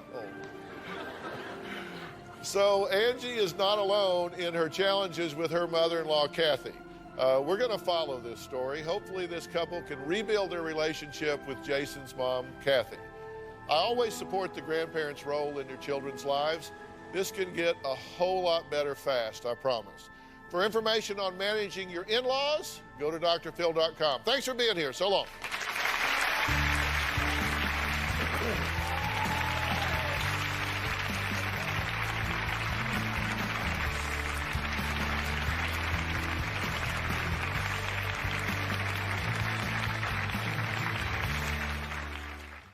Today on Dr. Phil. I believe that my mom killed my sister's best friend and buried her in the backyard. A daughter's outrageous accusations. You said you were passed around to your dad's friends at sex parties. Did this happen? No. Are her recollections real? I have memories, and I have memories. Or just her imagination? Tracy is crazy. Now. You sit here accused of molesting your daughter and murdering multiple people. Is everybody ready to hear the truth here? I need to know if this is real. None of it happened. Oh, my God. No, you don't get to do this. It is not a response to say, oh, well, If you want to unplug, we're done. Let's do it. Have a good show, everybody. Here we go. I hate to see people suffering, and you've heard long enough. Stand by, Dr. Phil. I'm going to get you the help that you need. 5, 4. This is going to be a changing day in your life.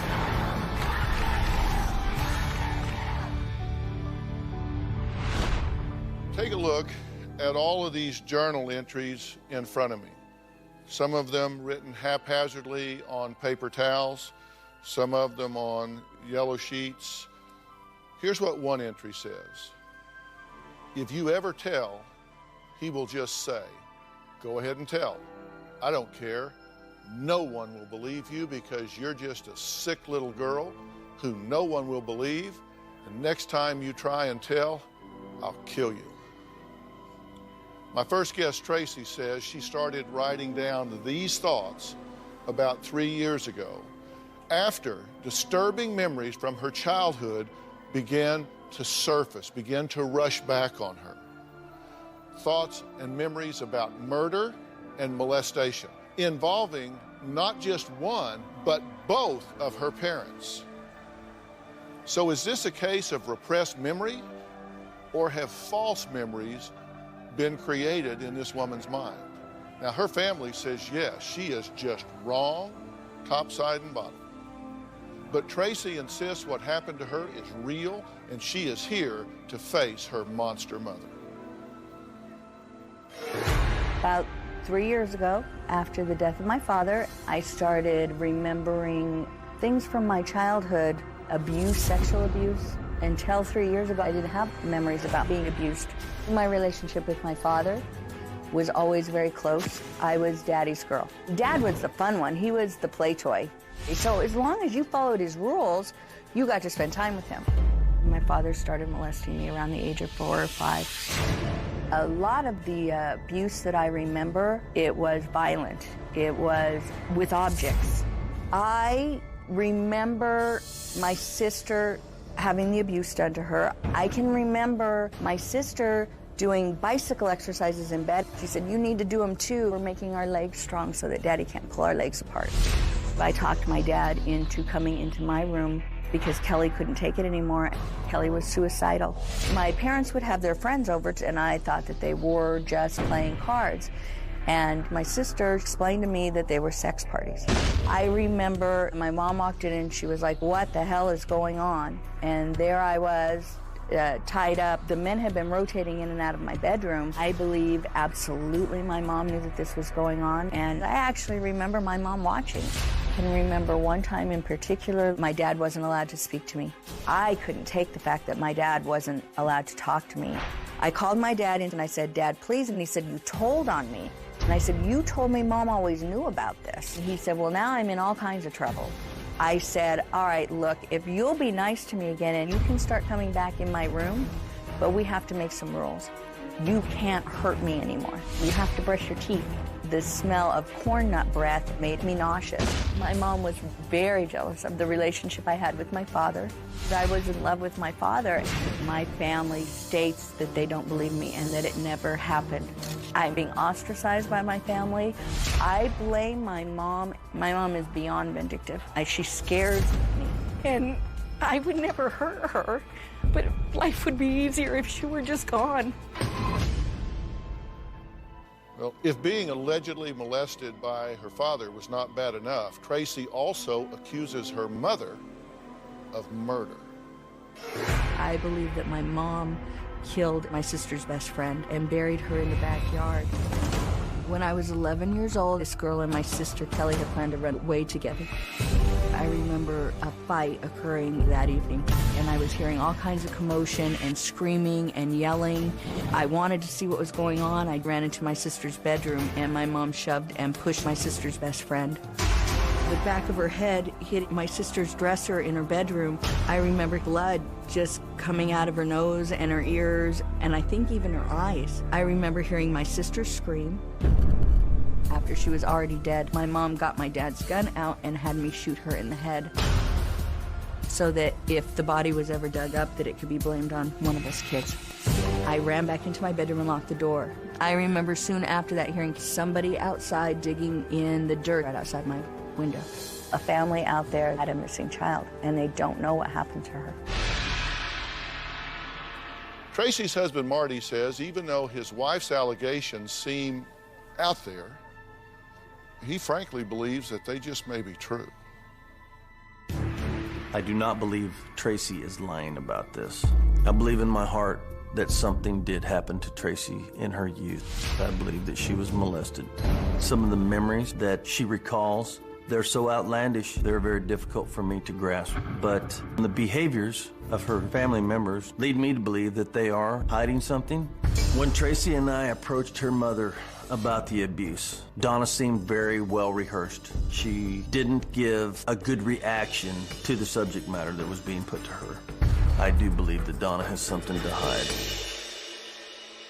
You actually saw a therapist in 91 and 92, and hypnosis was done at that time because she had feelings that you perhaps had been sexually molested. Yes. She was just seeing signs, right? She said that I had all the classic signs of molestation. And you denied, no, I don't, that didn't happen.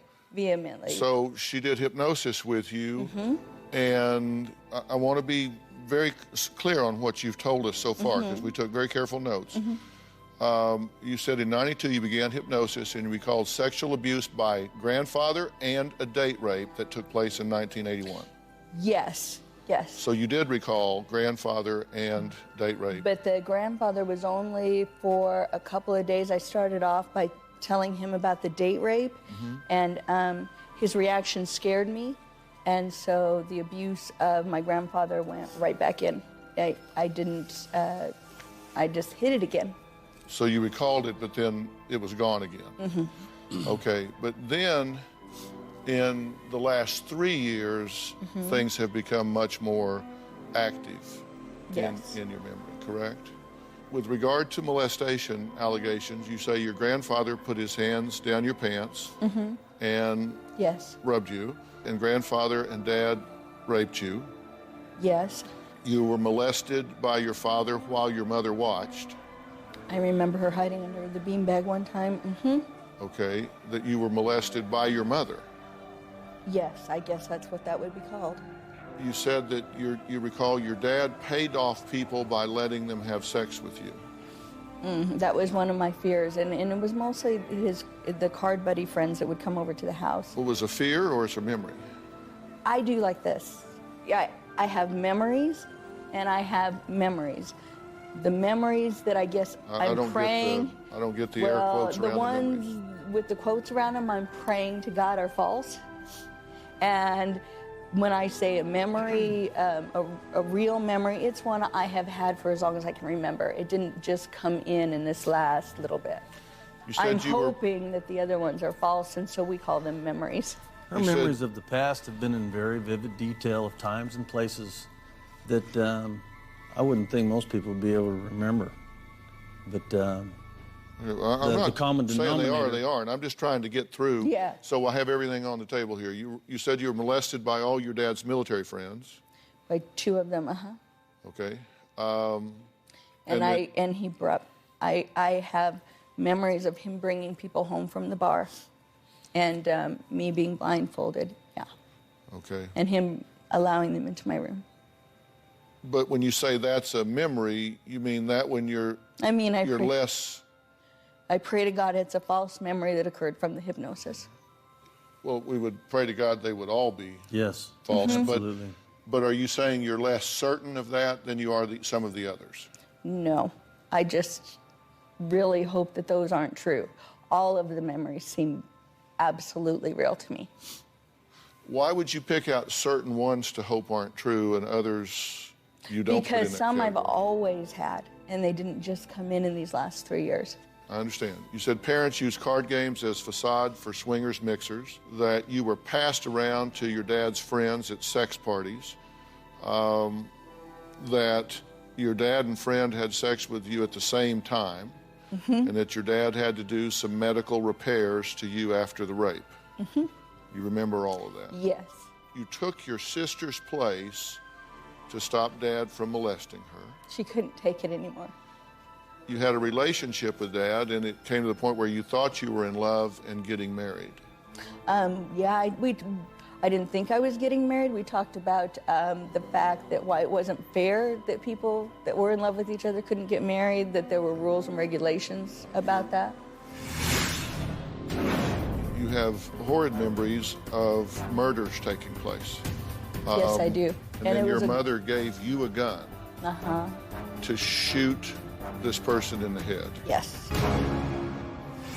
And later, you could have helped a lot, and you refused. What could have happened did. We're here now, and I am here to help. And so I'm telling you, we want to ferret this out if you're open to that.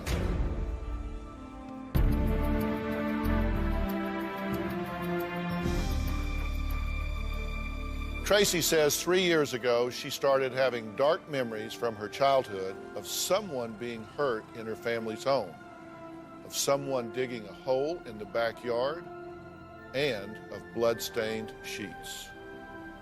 As though that's not enough, you have horrid memories of murders taking place. Mm-hmm. Yes, I do.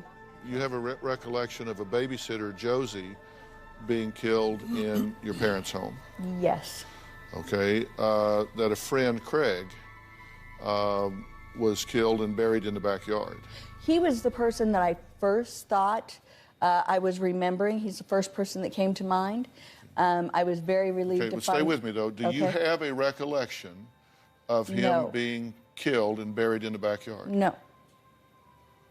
I don't. Originally, yes. We've cleared that. We have found and Craig. spoken we to spoke Craig. with Craig. Okay.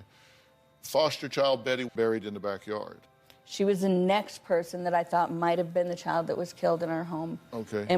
And through our research and stuff, we were able to locate her foster brother and found out she's doing okay. Okay.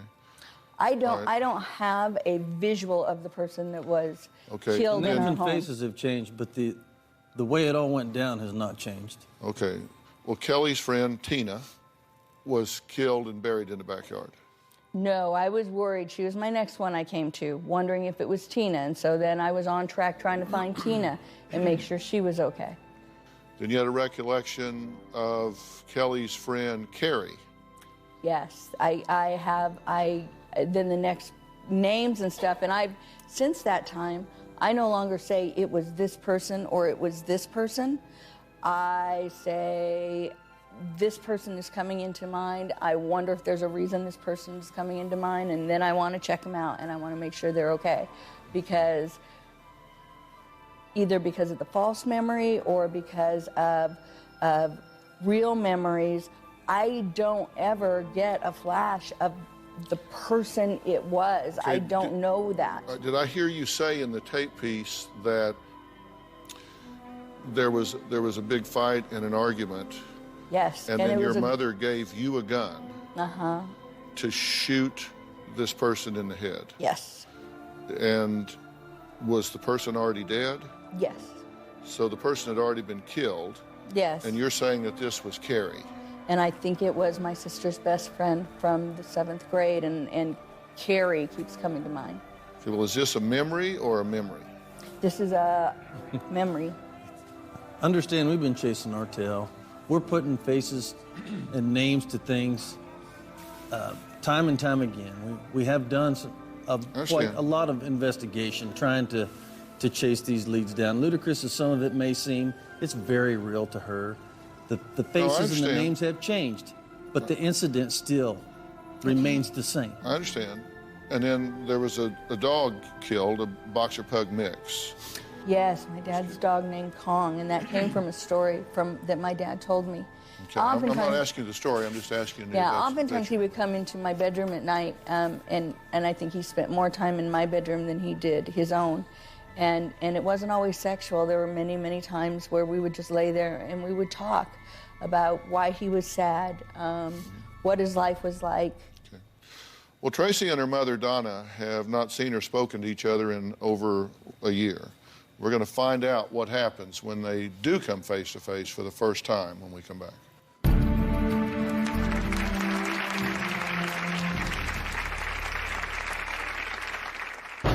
She's accused us of molesting her, of killing a child and burying a child in our backyard. It's ludicrous. These are crazy allegations. And later, you believe that this woman has molested and abused you, that she has watched while you have been molested and abused by others, and that she has murdered people and buried them in your backyard. You heard them digging outside the window, burying a body.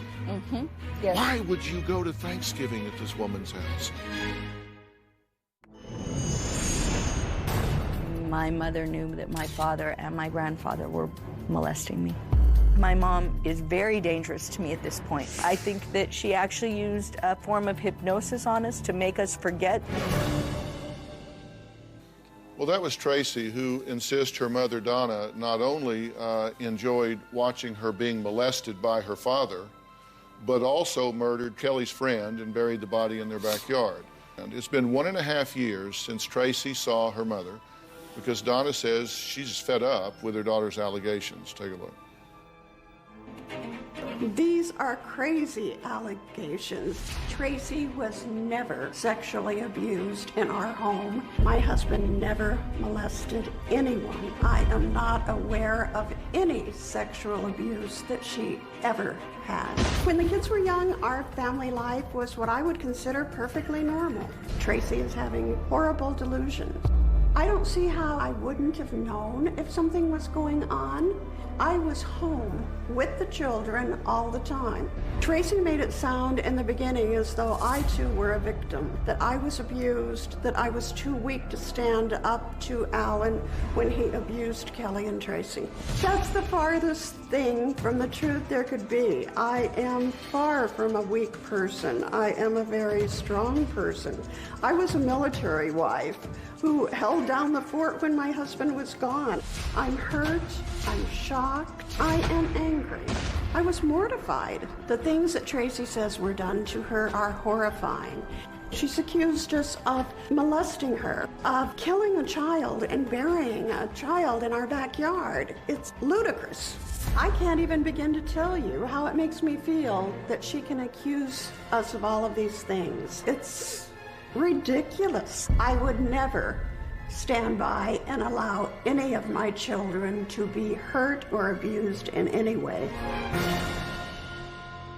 I'm sorry for the circumstance, but I'm glad that you're here. You've been listening to the show. Yes, I have been listening to the show. So far, painful to hear. I've found out more accusations that we weren't even told of before. We never had a dog named Kong, though that's the smallest issue here. Tracy was never abused. Kelly was never abused. Dad never had a dog named Kong? We never had a dog named Kong. Never. I really don't know what to say about all this, except it's just so ludicrous. It's so ridiculous. It never happened, any of it. Tell me why you wanted to be here today. This has been going on for 3 years. The memories have torn apart our family. I need to know if this is real. I need to know that there's not a family out there that doesn't have a missing child. I can't shake that memory. Regardless of how it turns out, if there's guilt on the molestation part of it, if it's false memory, it's never going to go away. It's a demon that we're always going to have to wrestle from this day forward. Sure. But we would like to find out for sure, one way or the other, what is and what isn't, and deal with it. Right. Yes, the healing process cannot begin until then. Well, let me say to the three of you, there's some things I want to go through to set the table here, okay? First off, I want you to understand something from me. I do not believe that you are intentionally fabricating anything. Oh, God, no. Thank you. I mean, and some of this may be true, some of it may not be true. You say yourself, some of it, remember, right. Some of them, and we're going to try to figure out what is and what isn't. The truth is knowable. And if there has to be some accountability here by parties, be it your mother or others, then I want to deal with that. My goal here is to help this family, to have some healing here and move this forward. Everything you hear may not be what you want to hear. That's okay. But I'm going to tell you the truth as I see it, based on 35 years in this profession and based on a lot of work we've done to try to ferret out what's real and what's not. And it's going to be on fact-based decisions. And so I want to, is everybody ready to hear the truth here? Definitely. Do you want to get to the truth? Yes, very much so. Are you good with that? Oh, I'm definitely good with that. I want all the investigation. I want everything. Do you think that she's fabricating any of this on purpose? I think that she began by believing it. I think that it has grown and it has grown. And I know there has been a lot of recent lying. And when we try and tell... what? Lying. When we try and tell Tracy, when anybody does, I couldn't help very much because anything I said or did was suspect. Well, of course, because you sit here accused of molesting your daughter, murdering, violently and murdering multiple people. Right. And of course she would, if she believes that to be true, then you would certainly be a danger, a threat. So you understand that. What I'm telling you is, in my opinion, this is not something. a lot. You could have helped a lot, and you refused. What could have happened we're here now, and I am here to help. And so I'm telling you, we want to ferret this out. If you're open to that, you believe that this woman has molested and abused you, and that she has murdered people and buried them in your backyard.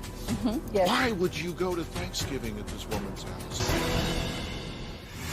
And later, I have no scars anywhere. In your own admission, right, I have never... In our bathroom upstairs, I heard you say that you witnessed your grandfather fondling her on more than one occasion. No, on one occasion, I witnessed my grandfather's hand in her pants when we were laying watching golf. I witnessed this one time ever.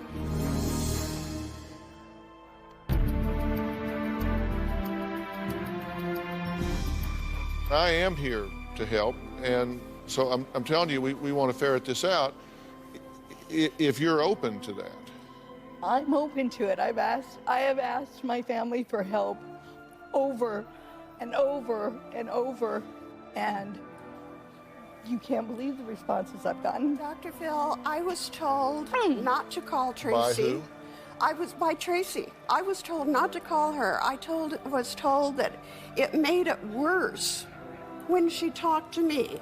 I was told not to call her. Wait until I got home from to speak work. to her. Marty, she told me. She told me to go to hell. I didn't. I invited you to my home. I went to your home at Thanksgiving time. I know. I asked you to my home at Christmas. You didn't show up. You didn't call. I asked you to Colton's graduation. You did not show up. You did not call. In every manner possible instead of coming to I her came rescue. to your house after Christmas to see you, to pick up our travel trailer, and you disappeared to the casino 5 minutes away. I didn't even know you were coming. The travel trailer. Did. I called you and told you that we were coming to pick the trailer up, that we were going to hunt. You were coming, Marty. We told you that day we were coming. Okay, time out. We have much bigger issues here to deal with than a travel trailer. Exactly. You believe that this woman has molested and abused you, that she has watched while you have been molested and abused by others, yes, and that she has murdered people and buried them in your backyard. You heard them digging outside the window, burying a body. Yes. Why would you go to Thanksgiving at this woman's house? Because Why would you invite her to your son's graduation? Let me explain that. That was prior to. I don't know if the reason her reactions caused the false memories to expand or caused the memories to come in, but they have come in. They did not come in all at once. They started coming in first with just my grandfather. Then they started coming in with my father. I understand. That's when I started asking for help. That was within the first 2 years of this whole process. Understand. We did go to Thanksgiving, but we hadn't give up on false memory either, and still haven't. Okay, let me ask you something. We hope it's not true. Well, I do too. And I did not think she was dangerous at the time. I did not know. But you've answered my what question, could so happen. let's move on. Now, in fairness to the progression here, you have had some intermittent use with drugs across time, correct? In 94, you say recreational use of cocaine for a week. In 94, marijuana 3 to 4 times a week for migraines and insomnia. Then jump forward 6 years, cocaine recreationally, but just for like 3 or 4 days, you say.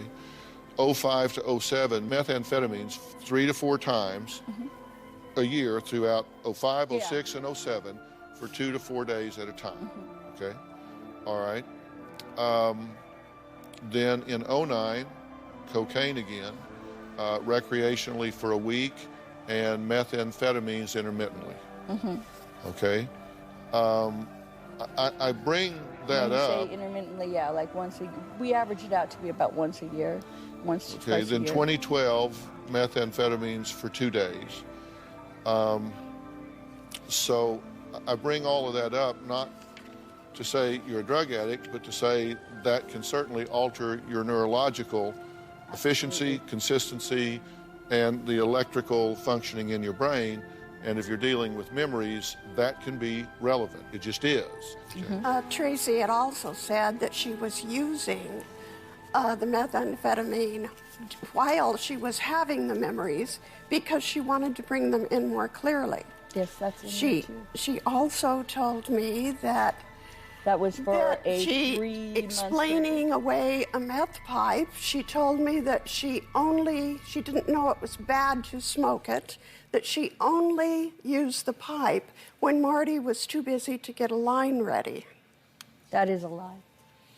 No, Tracy, it's All not right, a let's lie. take a break. Next, we're going to meet Tracy's siblings and find out why her sister says Tracy tries to accuse every man she has come into contact with of molesting her. We'll be right back.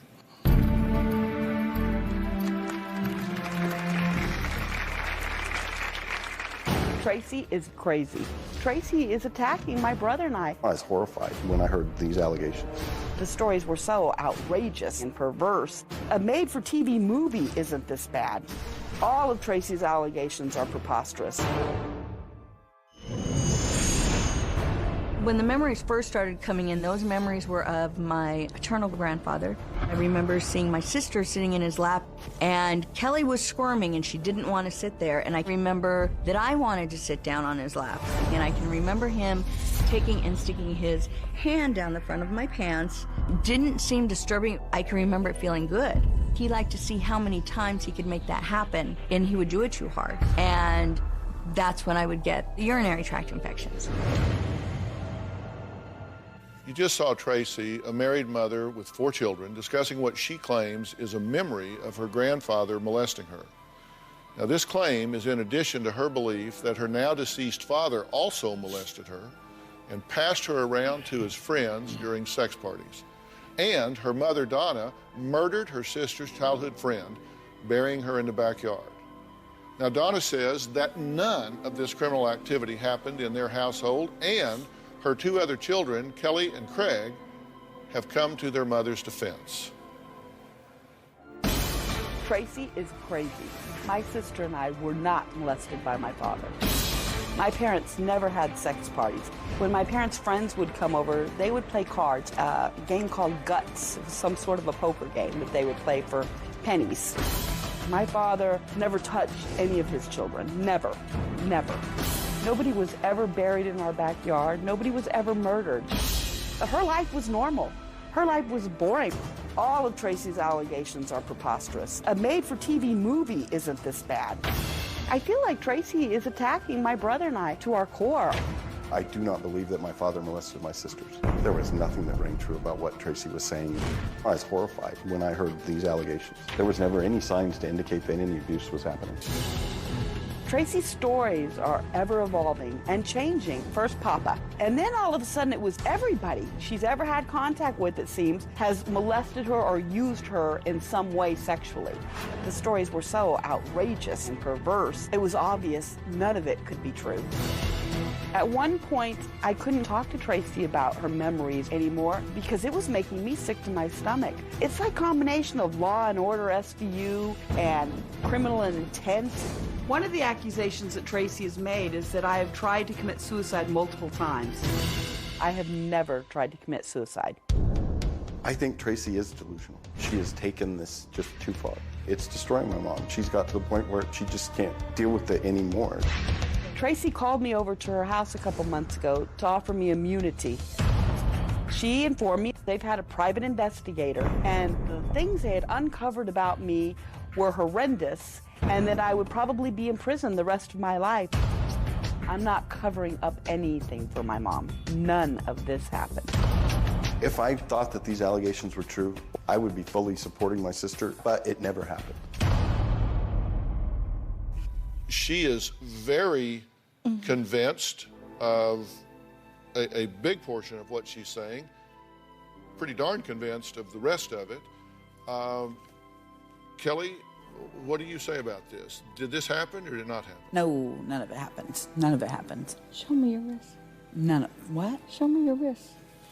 I had them film my wrists, my whole arms. I have no scars anywhere. In your own admission, I have never... in our bathroom upstairs, I heard you say that you witnessed your grandfather fondling her on more than one occasion. No, on one occasion, I witnessed my grandfather's hand in her pants when we were laying watching golf.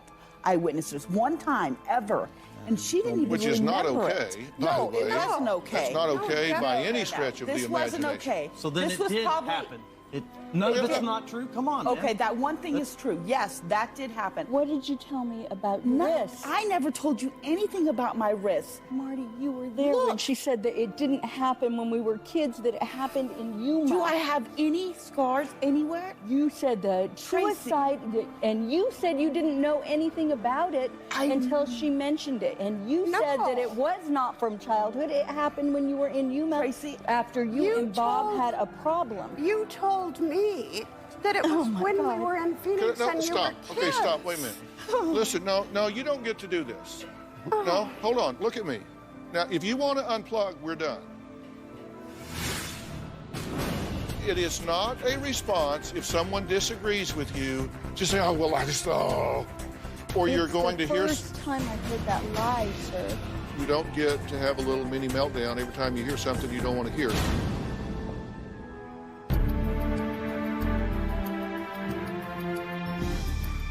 If you want to unplug, we're done. I'm not unplugging. I'm bored at the lies that they're telling. Okay, then stop the histrionics, look at me, and talk to me. Okay. It is not a response if someone disagrees with you. Just say, oh, well, I just, oh. That's not a response. You're either going to plug in here and we're going to get to the truth, or you're going to hear... It's the first time I heard that lie, sir. There's a lot of allegations of lying going on around here. And you don't get to have a little mini meltdown every time you hear something you don't want to hear. If you want to step up and find the truth here, then you're going to have to plug in. And listen, I'm not saying anything to you that I wouldn't say to you if you'd been in my office 30 years ago and started those histrionics. I'd tell you, stop and plug in. Or don't. You wrote me. I'm not the one that wants to get to the bottom here as much as you do. You want the bottom, right? You want the truth. Absolutely. Okay? That's what I'm trying to get to. Greg, did this stuff happen? No, it did not. How do you know that? I remember the poker parties that were supposedly sex parties. It was a treat for me at home. I got to go into my parents' bedroom and lay on the waterbed and watch a little color TV. I remember the people leaving after the game was done. They never played very late. They never had more than a few drinks. So you didn't see anything. You don't trust Kelly. You say she's been severely depressed. You think she's just simply not telling the truth? I'm asking you. Yes, you told me abnormal during the break that she is an awful person, has been terribly depressed. I didn't say she was an awful person. Okay, what is it you say? I said she's been very depressed. And her actions are very unbecoming to me of what I would deem a good parent to be, and some of the things that she's done, but we're not here to dissect her. As you said, we're here to get to the bottom of a problem. Yeah, I'm trying to stay on point here. There are many directive things that have led up to my beliefs. Okay, but if she's not a reliable historian, then I would want to know that. If you know her to not be someone that I should believe and trust. Well, her story has changed through members of the family. Now, I don't speak to Kelly anymore because of this, but the story that I just spoke of that took place in my bathroom upstairs is very vivid in my memory as the way it was told. There was also something there that she said that was very disturbing to me as I sought it out, and she wouldn't elaborate on it after I started quizzing her on it. And this, you really don't remember, do you? Now, why would you say something like that? In reference to what? I really don't remember what I asked you. Some of the molestation took place to her. You really don't remember. I remembered him putting my grandfather, Papa, putting his hand under her pants. One time ever. And I told her about it. You know, I asked her at the time, she was little. I was little. I was probably 8. She was probably 6. I mean, little. And I asked her, what was Papa doing? And she said, nothing. He just had his hand there. I said, oh, that's kind of weird. But at the time, this is late 60s, or early 70s probably, I didn't think a whole lot about it. And that's the only time I ever saw it. The story now you told later, me was as that an you were adult, scolded and sent away. And That what? You were scolded and sent away when you started to question it. And the next time you saw it, you just walked up that to it never happened. and then left. That That's what never. you told me. That is not true, Marty. That is true. That's exactly Maybe what you told me. you've done too many drugs. I Yeah. don't know what it is. I'm delusional. I don't know. Thank you. I don't know. Okay, but well, I know it's not right. That's a rabbit trail I don't want to go down. I'm here to try to help you find what's real and what's not. I am fully convinced that, right or wrong, this woman is not making up things just to create drama. I just simply don't believe that. Now, you may disagree, but I don't believe that.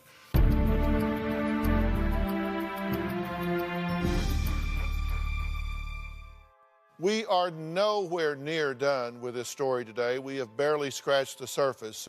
Tracy insists her mother, Donna, is a liar and is covering up family secrets of molestation and murder.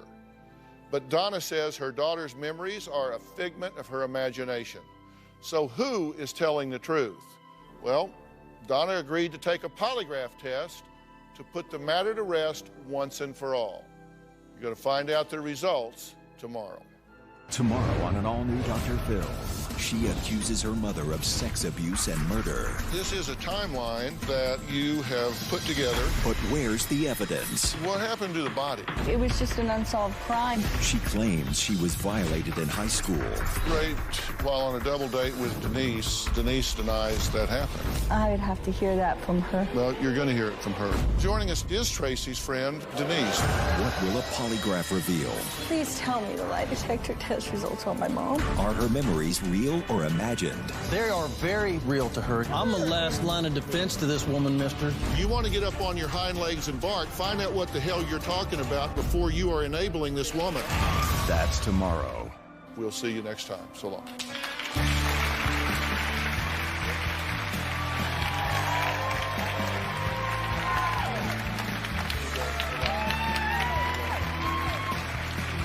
See y'all.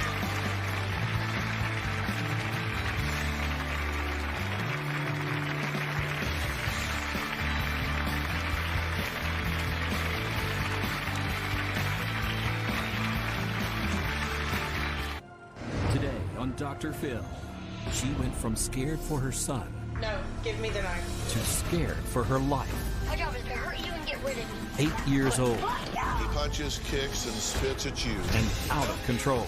How you doing, buddy? I'm pissed. You gonna take your mic off? What do you do for fun? Throw a knife. You're afraid that your child is gonna be the one on the news with an AK-47. I want those kids dead. Let's do it. Have a good show, everybody. Here we go. I hate to see people suffering, and you've heard long enough. Stand by, Dr. Phil. Wilson, take I'm gonna get you the help that you need. In 5, 4. This is gonna be a changing day in your life.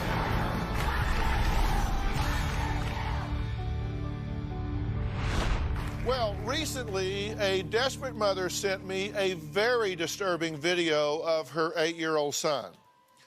She says that the day it was taken, he threatened to kill her with a knife, a baseball bat, and a metal fence pole. But as Mom Dawn tries to reason with her son, take a look very carefully. Watch closely at what happens. Put the knife up. Put it back up in the cabinet. Right now. What do you think you're going to do with that? No. Give me the knife. No. Give me the knife. Now.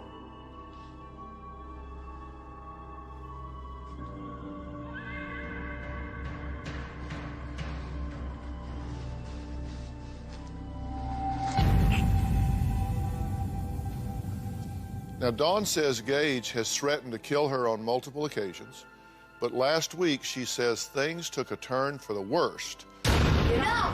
Be quiet! Don't throw it. I have become increasingly afraid of my 8-year-old son, Gage. Calm down. Stop now. What is wrong? Don't. He has thrown things at me, Don't bite me. kicked me. He has punched me. Gage is physically and verbally abusive towards me, Please calm down. No. his mother, and his brother and sisters. Stop. Don't touch my phone. Leave me alone. Well, stop trying to hit me. Gage has threatened my life with a metal baseball bat. This was during a time when there was a therapist in the house. The therapist ran out of the house and said she wasn't coming back. He just kept saying, I'm gonna bash your head in, I'm gonna kill you. You want some of this? He said, you want me to beat you to death? You want me to do that to you? There, is that where it's supposed to go? Like that, huh? He's busted my lip. He punched me in my mouth, my nose, side of my head. He's very physical. He told me he'd run me over with a car. He wanted to cut my throat. If you were to put Gage in timeout, he would literally punch himself in the face. He had butted a teacher at school and broke her nose. He told his teachers at school he was going to blow the school up.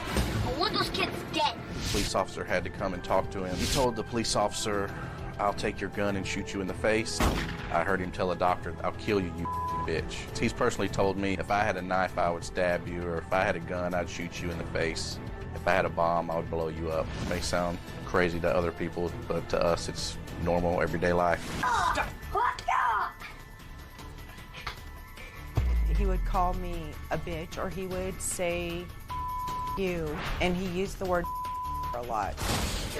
Don't do that. I worry about, Gage really getting in trouble or doing something that he shouldn't do at school.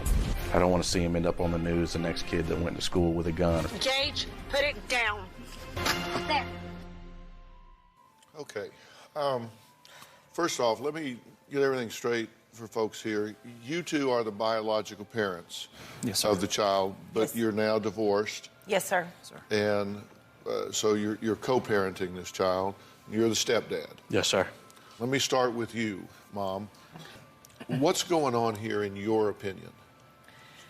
Honestly, I really don't know. He's just an aggressive child, and I haven't had to deal with this. Every day is something new with him. Did you notice this early on? Did you ever spot this early on? Yes, sir. At around the age 3, we started having some minor issues with him throwing himself on the floor, just banging his head on the floor, screaming out loud. At 3, was that the time that the two of you were having some problems? At 3 years old, I left his biological dad, and me and Gage moved to a different place. Okay, but before you did that, what was going on in the home? Isn't it true that things got pretty animated inside the home between the two of you? Between Lee and I, our house was a toxic house. There was a lot of screaming and arguing and hitting that was in our relationship before I left. Okay, so this is displayed to him early on. Yes, sir. So he sees this, and about the time the marriage falls apart on the heels of violence and yelling and screaming and chaos, that's when his behavior begins to display itself. Escalating, yeah. So is that a coincidence? I've always thought that it had something to do with it, but I'm not sure. But has anybody talked to y'all about that? I have talked to several doctors and discussed, the same topic, and their belief and my belief, I don't think that it had a lot to do with it, but it might have had just a little to do with the situation. And the doctors that Michael and I have taken Gage to, it's been very conflicting because we've seen several. And some say that he was too young to really be affected by the violence that was in the home. And others Someone told you that? Yes, sir. And then others said that even at that small of an age, or that young of an age, that it can have an effect on him. Well, I hope you misunderstood when they told you that it has no effect to be violent in front of a child at 3 years of age. Let's just, rather than criticize whoever said that, let's just hope you misunderstood that, because that is absolutely unequivocally not right. No conflict here. You affect a child when it happens. Does that explain where we are now? I don't know. But look, we've seen behavior rage-wise as early as 2, and 2-year-olds can be 2-year-olds, but he was having tantrums at the time, correct? Yes, sir. He was banging his head on the floor. He was. All right, he kicked, screamed if a toy was taken away. He would use sign language to communicate. Yes, because he didn't speak at 2 years old. So Okay. I started to sign with him. Age 3, the tantrums intensify, right? Yes, sir. And he starts punching you in the leg, Yes, because that's where he is. right. He's throwing blocks, matchbox cars. He's biting, hitting, kicking if a toy's taken away. Yeah, if he was to take something away from him, or if he's playing with something and then you was to stare at him the wrong way, it would set him off. Set him off, where he'd be angry. Okay. And he was wetting to bed and having night terrors. He was. Age 4, he hits more often now. He's starting to curse. He's using aggressive Yes. language. Where did he learn that, by the way? Well, I know in the home with Lee and I, before I left him when Gage was 3, that we argued, and there was a lot of cussing and yelling and screaming that was going on. Oh, but that had no effect. Somebody told you it didn't Right, matter. somebody, yeah, that's what they said. That's why we're here, Dr. Phil. Yeah, So many doctors would have told he us so many uses different vulgar things. words. He calls you a bitch. Yes, he does. At 4, he starts hitting kids in pre-K. At 5, you say that's his first violent outburst? Yeah, like physically. What did you call what we just went over at 2, 3, and 4? I know. But this was the first time that. Well, this is when he I was felt punching holes in scared. the wall, yes, right? he was punching holes in the wall At 5. at 5, and he was throwing things. Daily to the principal's office. Daily. Would not follow rules in any kind of sports. And he busted the activities. teacher's nose at school. How did he do that? He did. He's what they called a runner, is what they said. And so he was trying to run out the door, and she was trying to hold him. And when she was, he just swung his head back. At age 6, you say the intense episodes of rage stopped. It kind of slowed down. The severity. It was The severity. For a while, he was every day having a severe rage for no reason, just screaming, throwing, until he would wear himself out and go to sleep afterwards. Then it kind of stopped. It decreased Yes, sir. for a It time. decreased. Okay. All right. And in 7, 8, where we are now, Yes. right? I mean, leading up to now, I've made a list. You said bossy, aggressive, talks about military, threatened to bring machine gun bomb to school to kill everyone. Yes. The teachers and the students. And still In the 2nd grade. Still wetting the bed, punches, kicks, and spits at you. Yes, in my face. Right? Same thing at my house. And bites you on the leg and arms, drew Yes, blood. He drew blood on my arm. Gave the right teacher here. a black eye, Gave the another teacher. Yes, sir. Okay, so let's take a break. Next, Dawn says that her husband takes the lead when it comes to disciplining the child. Now, Mike says he uses a belt to keep his stepson in line. We're going to find out how that's working for him when we come back.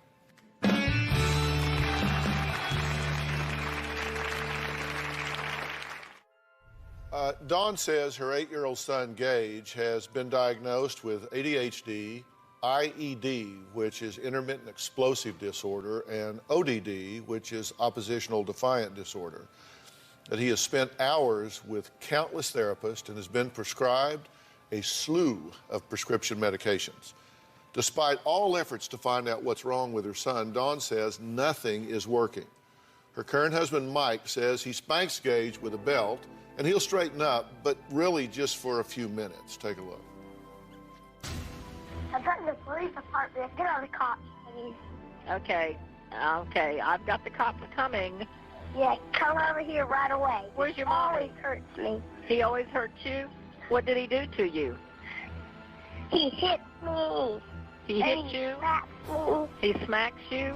When Gage was 7, he called 911 and told the operator that his dad was beating him. It was not true. If I spank Gage, Dawn will get mad at me. Gage is intimidated by Michael. He knows that he cannot get away with as much with Michael as he does with me. Just get out. Now. No, because your behavior Get out! was inappropriate. Get out! One instance, I heard him talking back to her and yelling at her from his room after I had already told him not to talk back, and I went in there and spanked him for it. And she yelled at me and even threatened to call the police on me, even though there was no abuse or anything. Was your behavior inappropriate? Yes or no? I don't think Dawn really knows how to handle Gage. Gage says, "You can't spank me. I don't need a spanking. I need help." Gage knows that I'm in charge. When Michael spanked Gage, he does straighten up for a little bit. It does not last long. Spankings, to me, are not effective. It's not resolving the issue. Gage just told me that he has been beaten at his mom's house. I asked him, what do they punish him with? He'll say a belt. I said, well, where do they hit you? He'll say, all over my body. You know, it's a lot of work to spank Gage. You have to chase him and catch him. He puts his hands in the way, his feet in the way. It's hard to whoop his butt. Gage doesn't like to get spankings, but he's not going to let us spank him, keep him from doing what he wants to do. Okay, now, to be very clear, some of this happened while we were visiting your home Yes, with sir. the camera crew. It did. But we didn't stage any of this. No, We sir. didn't ask you to strike this child, spank this child, Absolutely not. wrestle with this child. They just Absolutely documented not. what was going on in the home, right? Yes, I want sir. to be very clear about Yes, that. sir. Okay, during our field interview at Dawn and Michael's house, Gage and his mother got into a physical wrestling match. Now, our cameras were there to catch Dawn's 8-minute struggle with her son. Now, there's kicking, punching, headbutting, spitting, and in the end, Mike has to rush in to break it up. Now, this isn't 8 minutes, but it gives you a feel for what these folks are trying to deal with. Just give it to me. No. Give me.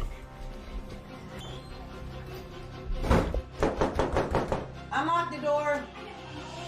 Give me the balloon. Oh, God. That is not funny. Give it to me now. Give it to me. Don't throw it. Stop. Stop. Stop. No, no, no, no, no, no, no. No, no, no, no, no, no, no, no. Come on.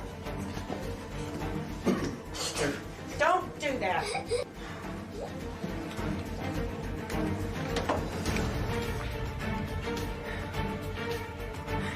Gage, come on, calm down. Calm down. Stop. What is wrong? Don't. What's don't bite me. What is wrong?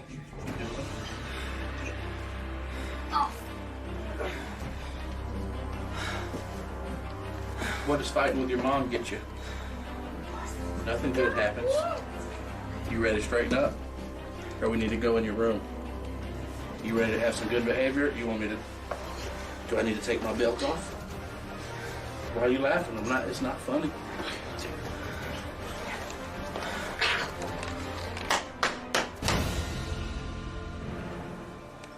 You ready to straighten up? I want you to go over there and give your mom a hug and tell her you're sorry and you love her. And just go sit down on the couch. Will. No, Will. Sorry. No, come here. Gage, unlock the door. Okay, let's talk about what's not helping. You need to stop physically hitting this child. In fact, what you have a problem with is violent physical confrontation. And so you're trying to remedy that by being bigger and stronger so you can grab him and inflict pain on him or use a weapon, a belt, and hit him. So all you're doing is getting down to his level. The difference is you're just bigger. Okay. You're just creating more anger because trust me, when you do overpower him, he is hugely pissed. Oh, yeah. And He when is it's over, irate. did you see him run into his room and shut the door? Yes. He was embarrassed. Yes. He lost. He was embarrassed. He ran out of that room and closed the door. He wanted out of the situation. Quickly. And he went in there and plotted your death. You're probably right. Right? You're probably absolutely right. So what do we know so far? We know that there are triggers, which is conflict with authority. Yes. We know there are triggers which involve change. Yes. And we know there are triggers when he gets into a confrontation and it gets physical. Absolutely. Or if he feels uncomfortable in a situation. Right. He's in the building here today, and he was trying to figure out how to build a bomb and blow up the stage. He was. Dr. Phil, he said that at school, and the school has sent police officers to our house to search for weapons. Yeah. In our home. And what you're afraid is that he just might someday do something. Yes, sir. Absolutely. You're afraid that your child is going to be the one on the news walking through the door Yep. with an AK-47. It's at the point where we've both agreed, and we don't have any toy guns in our house, video games. Because you don't want to model any of this. All right, let's take a quick break. Next, Gage's biological father, Lee, says he knows what to do to keep his boy in line. These parents have a very different way of disciplining the child. We're going to talk about that when we'll be right back.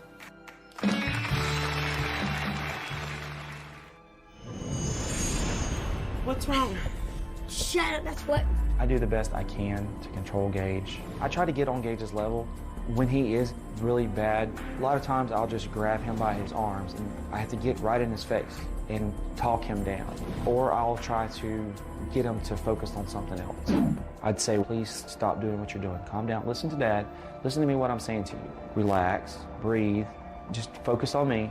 Try not to think about what's going on. More often than not, it works. His mother came to me about 2 years ago and told me that the doctor suggested that he not play with any type of video games, depicted any type of violence. I'd prefer Gage to play outdoors because he's an outdoors kid. He is very hyper, he's very energetic. If he's contained in a place for too long, he has meltdowns. I'm still pissed off, right? So you try to put him in a bigger arena and let him wear himself out. Yes, sir. And that helps, I would suspect. Yes, sir. But you can't, but you got to go to school. You got to have meals with your family, so you can do that, but you can't do it all the time. No, sir. It's really hard to take Gage to a restaurant or just to keep him 10, 15 minutes still enough to eat. You know, it's even hard to take him to the doctor, right? It is hard to take him to the doctor. We've got one note from a doctor here, and he said, difficult to examine. Patient utters inappropriate words, kicked me in the lower abdomen, threatened to kill me and my staff. The mother was in the room the whole time, but did not seriously attempt to stop the child. This is your child. Why did you not try to intervene or help it at all? I mean, the doctor makes the point. He says, mother was in the room the entire time and did no serious attempt to help with the child or control the child. Well, on that particular day when we had went in there, this was a first visit with this particular doctor. And when she had him on the exam table, when he started to kick her and spit and things like that, when I got up to stand, she told me to step back because she didn't want me to get hurt. And then she called in her office manager to help control him. I try to be compliant with whatever they ask me to do in every situation, and I've been doing that for 5 years. He's been on a number of medications. Yes, sir. And these medications that he's been on have side effects. Yes, sir. And I made a list of the side effects on these medications. There are 72 of them. And amongst the most alarming, anxiety, agitation, irritability, insomnia, nervousness, and nightmares. Dr. Phil, you've asked for more records than any other doctor ever has of all the ones we've been to. We all three feel like that these doctors are just using him as a guinea pig. Just try this to see if it works. Try this to see if it works. And it's on and on. It's continuous. And exactly. So they bring up his dosage. They'll bring down his dosage. They'll put him on something to regulate the other medicines that he's on. So what's going on with Gage? I don't want to talk about him without actually sitting down and talking to him one-on-one. You notice we've not shown his face because he's a child. We don't need to do that, and we're not going to now either. But I've gotten his parents' permission, and so I'm going to go back and sit down with him in our green room and ask him a few questions if he's interested in talking to me. So I'm going in. Good luck. After the break.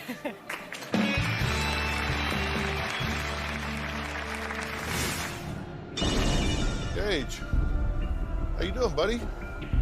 Pissed. What do you do for fun? Throwing knives. Well, I'm backstage now getting ready to go into the green room and sit down and speak to this young man. He's threatened me and the whole studio already, so we'll see what he has to say. Good enough to break. Gage, how you doing, buddy? Pissed. I'm Dr. Phil. No. No, you don't want to shake my hand? I don't even want to be on camera. Oh, really? Okay, well, we'll just not put you on camera. How's that? Yeah, get all the cameras out of here. Yeah, well, they have to live in here. They can't go out of here. They don't have enough cord on them. So how old are you? I don't want to. You don't know? Are you old enough to drive?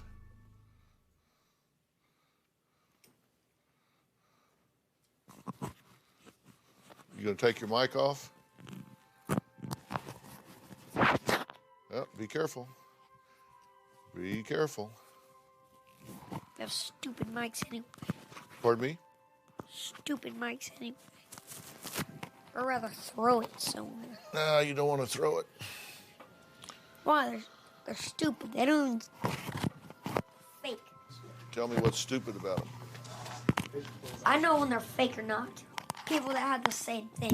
Oh, yeah, here, let me have it. Let me have it. How you get along with your mom? You like your mom okay?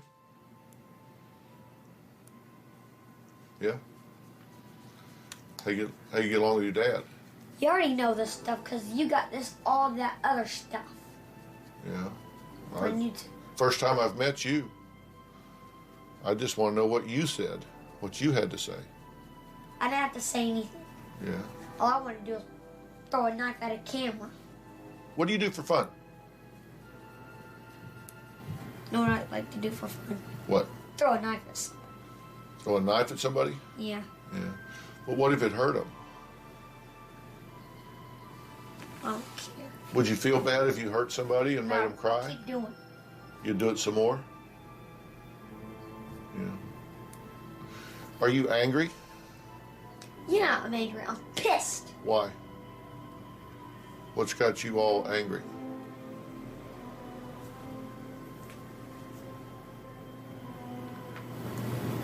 Just leave me alone. Yeah. Are you ever Someone's gonna get hurt. Are you ever totally happy? I'm not answering that. You're not answering that one? Do you not know how to laugh? I do know how to laugh, but I never do it. Oh. How come? You know what I'll do? What? I'll stick a piece of dynamite in here. In here? Yeah. Yeah. Where would you get dynamite? I know how to make it. Oh. How do you And I'm make it? not telling. Dang it. Are you smart? Yeah, I'm smart. By making a stick of dynamite, throw it in here when you don't even know it. Yeah. I'm going to say 4 numbers. 7482. Can you repeat them? Do you know what I said? Yeah. What did I say?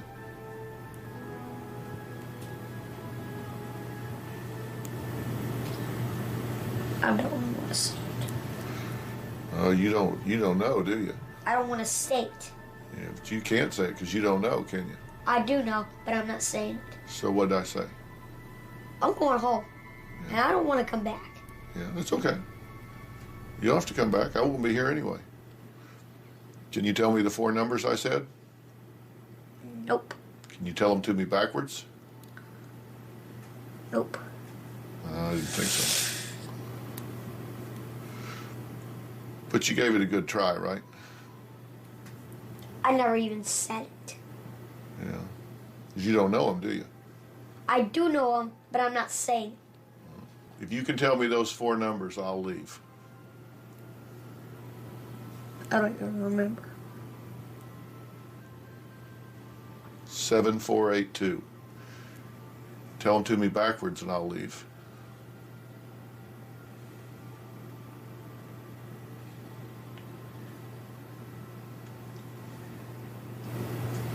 $2807.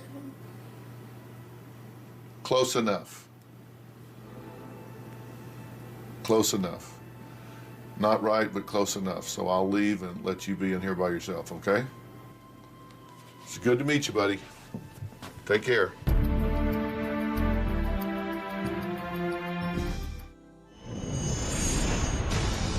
Little kid beat me up just when I got ready. Angry. Stupid kids. I want those kids dead. Only way you can help. Take your hoodie off and talk to Mommy. The first time I told you that, when I just got home from Rhodes, and I told you those kids beat me up, you said those people didn't even put on my report card sheet tell you that happened, so you can tell me a lie. Really want to break their arm, kill them, do something. We need to get you help. My job is to hurt you. What is your job? hurt you and get rid of me. Well, I love you. I don't care. Nothing will help. Move. Well, Dawn says her 8-year-old son is so out of control that she now fears for her life. And I decided to go back and sit down and talk with him. So far, we've heard Gage say it's his job to hurt and get rid of his mom, and that he wants to blow up this lot and stab my cameras with a knife. Just met him backstage, although he refused to shake my hand. Do you want to know why I asked him those numbers? I do. Yes. Absolutely. Why do you think I asked him those numbers? To see if he's paying attention to you, to see if he can cognitively think about those things. Well, let me just put this all in context. First off, he's not angry, he's scared. Okay. This is not an angry child. I've always said, take anger out of your vocabulary and replace it with hurt, fear, or frustration. Instead of saying he's so angry, you would have to say he's hurt, or he's scared, or he's frustrated. Anger is his way of protecting himself because he is so scared. And at this point, he has a very simplistic strategy for life, and that is get them before they get me. Yeah. I asked him those numbers because A, I wanted to challenge him, and B, I wanted to find out whether he has the cognitive efficiency and focus to complete a simple task.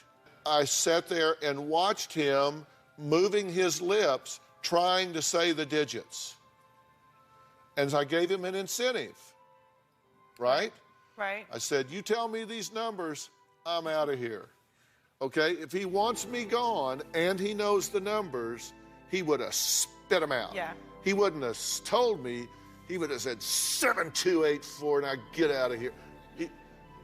But he didn't know the numbers. He couldn't do it. He couldn't get the numbers. So I said, give him, all right, you blew that, give them to me backwards, and I'm gone. And then he threw a 0 in there and blew it. But he was incentivized to do it, but he couldn't do it. You know why? Because he has so many conversations going on in his head right now, so much neural disruption that he cannot focus, he cannot concentrate, and he has a production aphasia when it comes to being able to give you back a simple formula or simple task. That would be like tying shoes and just little simple things like that too. Yeah. Look at him. Look at him right now. Okay. Look at him.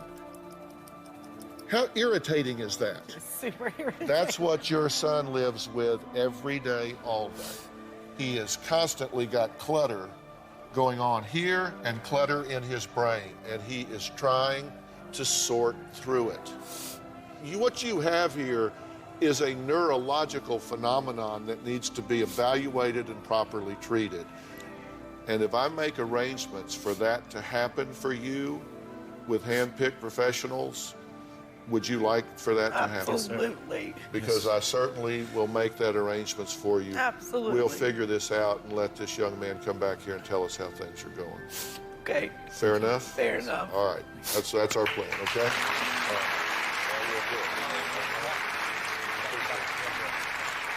All right, next. She says her life is being ruined by a disease that no one can see, and many say she doesn't even really have. We're going to meet her when we come back.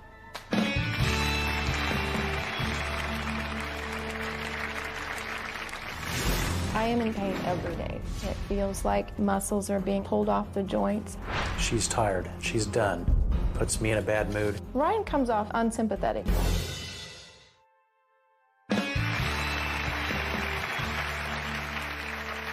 25 years ago, Crystal started experiencing mysterious pains and intense bouts of fatigue, which she said she just could not explain. And worse yet, no one seemed to believe her, not even her very own husband. I am in pain every day. I've been living with full-blown fibromyalgia for 14 years. It feels like muscles are being actually pulled off the joints. With the burning sensation right here, the pain's usually around a 7.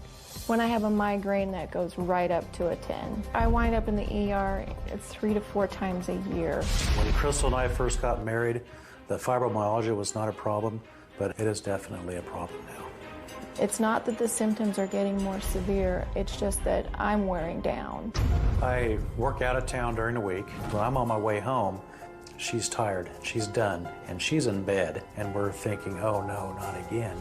It really does bring me down and puts me in a bad mood. Ryan comes off unsympathetic sometimes. It's hard not to be resentful. If I didn't have this to face, I would be an unstoppable force. This is frustrating for you, right? It's very frustrating. And also relationally, socially, like with your husband and all. Absolutely. What's your biggest challenge? My biggest challenge now is trying to muster up the strength to even make it through the day. I know what kind of a mother, what kind of a wife, what kind of an employee I could be, but I can't make that. Right. I can't make that mark anymore. What's the hardest part about getting people to understand where you are, particularly Ryan? I don't look sick. I don't have a cast on my arm. I don't have to take insulin. I'm a pretty driven person, and so I can say, I don't feel well today, but then I can still go ahead and try to finish what I'm doing, so he sees that. Well, Crystal's husband, Ryan, is the he we're talking about, and he is here in the audience. They've been married for 7 years, and he says he still doesn't fully understand Crystal's disease, and sometimes he does wonder if it's real or if it's just an excuse. Fair statement? That is correct. She goes from high gear to no gear in almost a relatively short amount of time. So, has anybody ever explained to you that the symptoms of fibromyalgia can wax and wane, and that there is a pattern among these patients that when they're feeling well, they're almost frenetically trying to get everything done they can before the next valley? I see that. And so they seem like, you know, I'm having a great day. Oh my God, I need to really I need to do everything I can while I can. Yes, that is accurate. Yeah, and is that how you feel sometimes? It is. Crystal wonders if there will ever be a cure. I spent many, many years going to all kinds of different doctors. I'd go in and they'd say, let's check your thyroid. At one point I said, you know what, there's nothing wrong with my thyroid. One doctor told me that it was just all in my head, and if I took antidepressants, then I would feel better. I had read some information about fibromyalgia, and I took that article to my doctor. It was nice to put a name with it, and then truly I could stand up and say, I'm not crazy. It's very disheartening to know that there's no cure. I feel like there is a solution for Crystal. I don't feel like I'm really living. I feel like I'm existing, and that's not a good place. Fibromyalgia is a medical condition often referred to as the invisible illness. And I wanted to bring in a medical expert to help explain and offer advice here. So please welcome our good friend, Dr. Frida Lewis Hall, Chief Medical Officer of Pfizer. So, Doc, it's good to see you again. Can you help us understand what fibromyalgia really is? And Ryan is right here, so. Crystal, I heard you say that someone told you once that they thought it might be in your head. You know, they may be right after all, because your brain is in your head. And experts are now saying that fibromyalgia, which is a part of a chronic, widespread pain group, may actually be due to a processing or sensing problem in the brain and central nervous system. If you look at the symptoms, they seem a little hard to get your arms around, but let's run through them. The first one is that it's chronic pain, which means it lasts for at least 3 months or more. You've got a decade or so there you are. There are also challenges with where the pain is, its entire body, above the waist, below the waist, left side and right side. And there's also tenderness to pressure. There are 18 points that are identified as pressure points. I've heard you talk about some and point those out. And as you can see on this chart, of these 18 points, if you have fibromyalgia, to pressure, 11 of those should be sensitive or painful. And then last but not least, fibromyalgia, the pain and the tenderness, doesn't stand on its own. There are other things that go along with it. Debilitating fatigue, problems sleeping, depression and anxiety.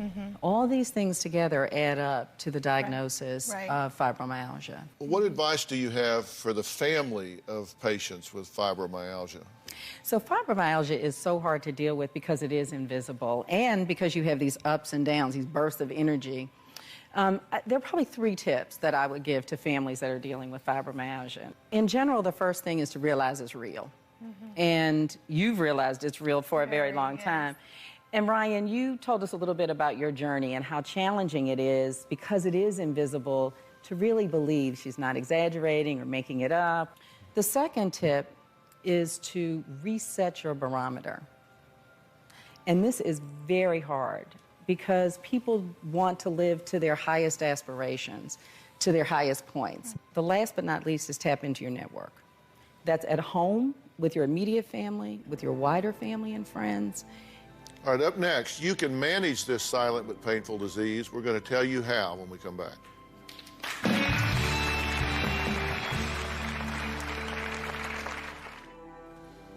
Crystal wants help on how to manage her daily life as a wife and a mother. And, you know, this is not an easy thing to do because of this vicious cycle that you were talking about, right?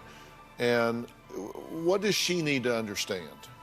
So you have limitations, and you know that. So understanding what those limitations are. You also need help. You've done such a great job of trying to protect your husband and your children and your community from this illness that you're hurting yourself at the end of the day. So why can't the kids help do some of the things around the house? There are new treatments. There's progress being made, right? Well, there are some treatments available. There is no cure. Like with many chronic illnesses, there's no cure yet, but there are a range of treatments. And there's research that's going on kind of all the time in this area to look for new opportunities to treat the symptoms and lead to less impact on your daily life. So you should choose a healthcare team that really understands fibromyalgia. This is special, and your team should be very well versed in this. The second thing is, there are a lot of things that you can do. Medications, exercise, physical therapy, behavioral therapy, stress reduction and relaxation, nutrition. So there are all of these things you and your team can be reassessing and exploring continuously so that you can find which combination works best for you. Last but not least is staying informed and on top of new information that comes out in research. There's information that might be helpful on fibromyalgia and other chronic, widespread pain on GetHealthyStayHealthy.com. So I invite you to try that. All right, well, so listen, there are things out there, and we want to help you get in touch with some of those, and so we're going to work on that. I'd like to thank my guest today, especially Dr. Freda Lewis Hall. And for more information on today's show, you can visit drphil.com as well. We'll see you next time. Thanks so much. We'll work with you on this. Good to meet you. We're going to work with you on this.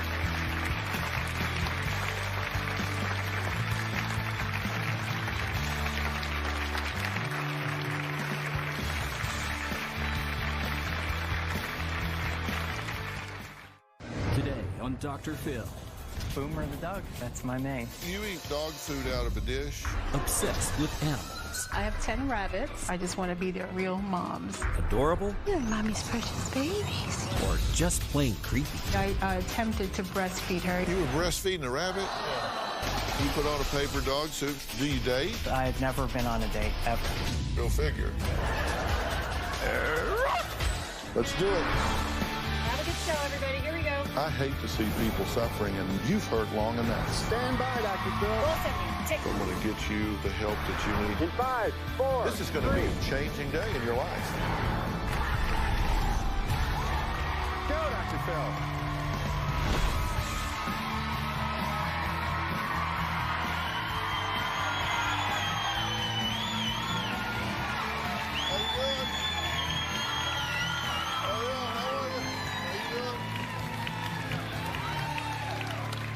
Well, okay, now today we're talking about something that might seem, well, it just might seem very odd to you. Something that might just seem way out of the realm of possibility. But listen, it takes all kinds, and I want you to try not to judge. These are real people with real feelings who live their lives in their own unique ways.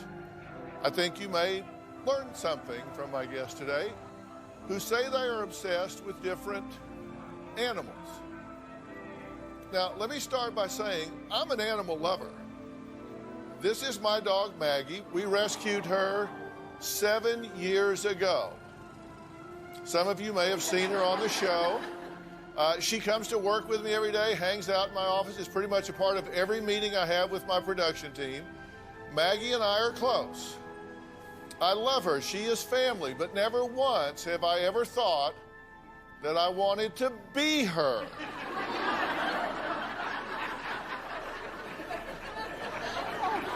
Thank God. Well, today you're going to meet someone who may actually love dogs even more than me. His name is Gary, but he prefers to go by Boomer the dog. Now, some days he looks like this. Other days he looks like this. He has a squeaky toy, eats dog food, barks at cats, and even sleeps in a doghouse. He says that one day he hopes to actually become a dog. Well, we're going to meet Gary later, but first I want you to meet Frances. We have to keep them separated, and you'll see why. She says she's completely obsessed with being the best mother ever, not to a child, but to her pet rabbits. Now, some are potty trained, all wear diapers, all get dressed in matching outfits, and all receive daily massages. Her daughter says her mom's bunny mothering has gone way too far. I have 10 rabbits. Bubbles, Muffin, Pumpkin, Cuddles, Jasmine, Nibbles, Mimi, Sugar, Honey, Bella, and Cleopatra. It takes me about an hour and a half, sometimes a little longer, to get them all situated in their diapers and their toys. This is the rabbit's playroom. This is a dollhouse that I converted into a bunk bed for them. I get a lot of comments on their attire. My rabbits have more clothes than I do, actually. They have a whole rack of clothes and dresses for every occasion. I like to match the socks with the outfits. And these are the little undies that go underneath their dresses. I own a dance studio, and I am trying to teach them how to dance ballet. Are you going to be a good student? Yes, you are, my precious girl. Here we have their tub, where I give them a bath. I am their mommy. Jazzy is getting a bathy. You gonna wash your ears? I give them all massages every day. You're getting a massage. I'm jealous. After everyone's fed, I read them a bedtime story. Count your eyes, 1 and 2. What color are they? Brown, green, or blue? And I sing them a lullaby. Mommy loves baby. Mommy loves baby. You are mommy's precious. Good night, I want your teddy bear. I just want to be with them every moment I can, and I want to actually be their real moms.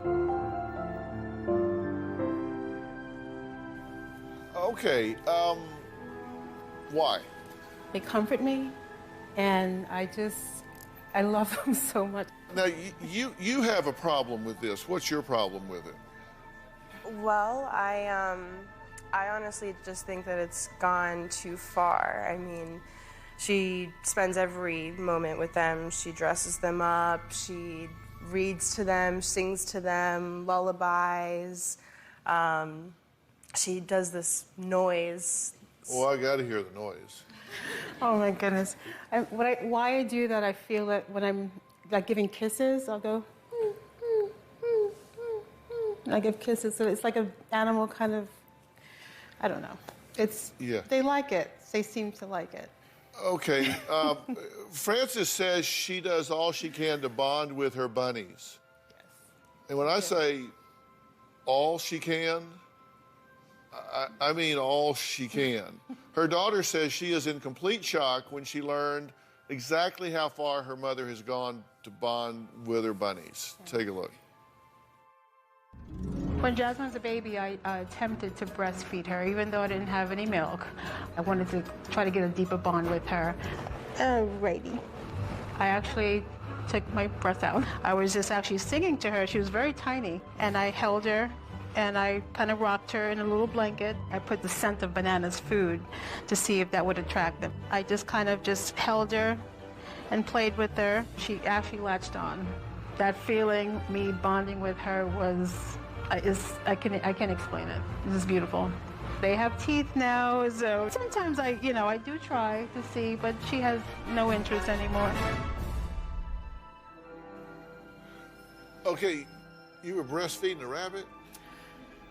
Yes, I attempted to. You were breastfeeding a rabbit? Well, I don't have milk, but when Bubbles was a baby, he was given to me at a very young age, and the mother wouldn't feed him. So I did go to, the vet told me to go to the pet store and get kitten milk in a bottle, but he wouldn't take it. So my immediate instinct was I wanted to get the sucking action going to see if he would, suck on the bottle. That didn't work, so I held him to my breast, and he immediately, for maybe 1 or 2 tries, and then he latched on, and he actually started the sucking motion, and that helped him drink the bottle. Did that seem, I don't know, creepy? No, not at all. To you, did it seem creepy that you're breastfeeding a rabbit? No. Doesn't she also want you to behave in a kind of an infantile way? Yes, actually she does. She would hope that I would actually continue to drink from a bottle. I only ask her to do that when she visits sometimes, and just to, just her and I, private time. And I'll ask her to put a little bonnet on and put strawberry milk in a bottle and say, Patricia, can we play house or something? And I'll try to feed her a bottle, but she won't have it. And you have a problem with that? Yes, absolutely. I refuse. All right, look, let's take a break. Katerina's biggest concern for her mother, when is she going to find a man? If she had to choose between a boyfriend or one of her bunnies, which would it be? Yeah. We'll find out when we come back. As we go to break, Frances shares some of her hopes for the future. I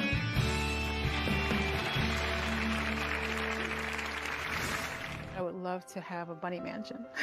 I want them to have their own sections of beds, a little ramp to go up to the bed, a little play area, a little pool. Just have them. Oh, beautiful.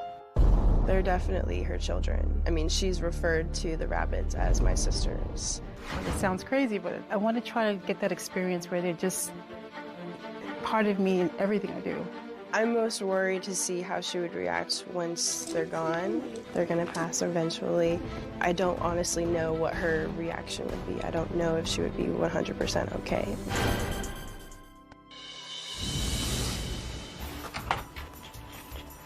Jasmine's just gonna go right here. Okay, we're gonna go bye-bye. Okay, we're going for a ride. Bubbles, Muffin, Jasmine, are you having a good time? You're Mommy's precious babies. You are. Oh, they're so precious. They're so big. Well, 4 years ago, Frances bought a rabbit as a gift for her teenage daughter, Katerina. Turns out Frances had a much stronger bond with a bunny than her daughter. Frances says she so wants to be like her rabbits that she even eats like them. I want to be so connected with them. Whatever they eat, I want to eat. This is my refrigerator. I have it stacked with a lot of lettuce and vegetables, cilantro, spinach, kale. This is the rabbit's hay. I usually nibble on this when I take them out in the park.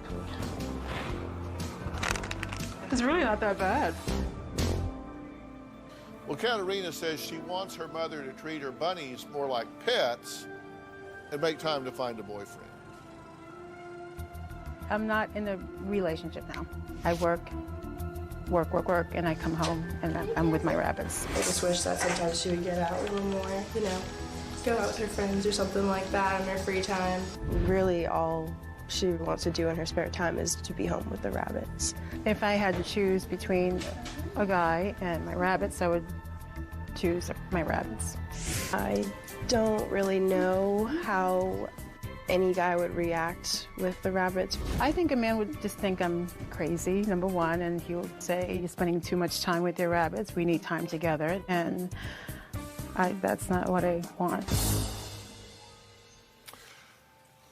Well, was your mother like this before she got the first rabbit? No. What was she like before she got the first rabbit? Before she got the first rabbit, she was normal. I mean, me and her would spend time together, and we would do stuff together. And then when the rabbits came around, it was just her entire focus changed. I mean, I ended up moving to my dad's house, and I was staying with my dad, and every time I would visit her, I expected us to spend time together and us to, you know, have normal conversation, check up, you know, whatever. But every conversation was about the rabbits. Everything was, okay, let's take the rabbits here, let's take the rabbits there. Couldn't even leave the house because she didn't feel comfortable leaving the rabbits home without supervision. And it made it very difficult for me to just spend time with her. Okay, listen, I'm the least judgmental person I've ever met. I mean, people, whatever you want to do is okay with me, right, as long as it's not hurting anybody. But if it seems to be getting in the way of normal living, then I would discuss it with you. I don't think it is. Well, I do. So I'm going to discuss it with you. Okay. When you start saying you want your daughter to dress up like a baby and Well, not drink dress up. from, well, okay, put on a baby bonnet and drink from a bottle, and you've said, I don't want her to grow up, and you've said, don't ever trust a man, correct? I did tell her that. All right, so at that point, that tells me that you are retreating from something. Okay. Because when people get over-involved with animals, or they get over-involved with things that don't really require much from them emotionally, interactively, that's regressive. Okay. And listen, rabbits live an average of 8 to 12 years. And the bigger the rabbit, the shorter the lifespan. Right. So these rabbits are going to start dying off. And you're going to have like rabbit funeral after rabbit funeral after rabbit funeral. And that's going to be a series of losses for you because you've so invested in these rabbits. But at the same time, they don't require you to have an intelligent conversation. They don't require you... I disagree with that. Sorry. Okay, do you know how big a rabbit's brain is? Well, You know see, how big their vocabulary is? well- What's the last time you've said one of them said, hey, tell me how you're feeling, well, Francis? They don't speak, but course not. they give me vibes, and I know. I mean, No, they give you what you project onto them. Yes, I understand that. But my point is, you don't get to go to the movies with them. You don't get to tell jokes with them. You don't get to hear from another person that challenges you and engages No, you. I understand and that. you're telling your daughter, don't ever trust a man, drink from this bottle. That Right, sounds to me I like understand what you're regression to a lower level of functioning because you're afraid of something. And I think we both know that you've been hurt. Yes. And I think we both know that you're scared. And I think you're afraid of intimacy with someone. And you said to me, in your question to me, you said, I want to know how to balance this better. Correct. Because I don't want to not be a rabbit lover, an animal lover, a nurturer of these pets. But you said there is a balance issue that even you recognize. Yes. I always felt, I don't feel like I'm neglecting her. I never neglect her. I would always put her first before anybody or anything. But I feel that I don't do as much with her as I used as we used to. We don't do anything. Right. No. Not, That's what I'm telling you. The balance is gone. Your daughter is telling you you don't do anything with her anymore. She can talk to you about the rabbits, end of story. Right? Which means it is hurting someone. It's hurting your daughter as well as what I ask you what you're missing. I'm missing nothing. You're missing out on your daughter. She is going to grow up. She is grown. She's going to continue to evolve in her life. She's going to get married. She's going to have children. She's going to do a lot of different things. You're right. So that's what I want to find, that balance on how I can. Well, the only way you can do that is re-enter the human world and have relationships with friends and go on a date. Do some things that are not rabbit-centric. Okay. It just doesn't interest me. I don't know. Does she interest you? Yes. Then it does interest you. Okay. She's telling you that you're not there anymore. She's missing you. Re-engage with your daughter. Okay. Next, he says that at 13 he realized he actually wanted to be a dog. He didn't want to have 13 dogs and dress them up, put tutus on them. He wanted to be a dog. Now, at 48 years of age, he lives as much like a canine as he possibly can. You're going to find out how committed he is to living a dog's life when we come back.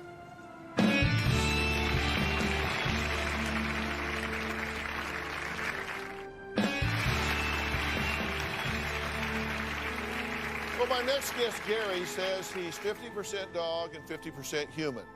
He eats dog food and carries a dog toy with him everywhere he goes. He's 48. He even tried to legally change his name to Boomer the dog, but the judge said that dog won't hunt. Just kidding. Take a look.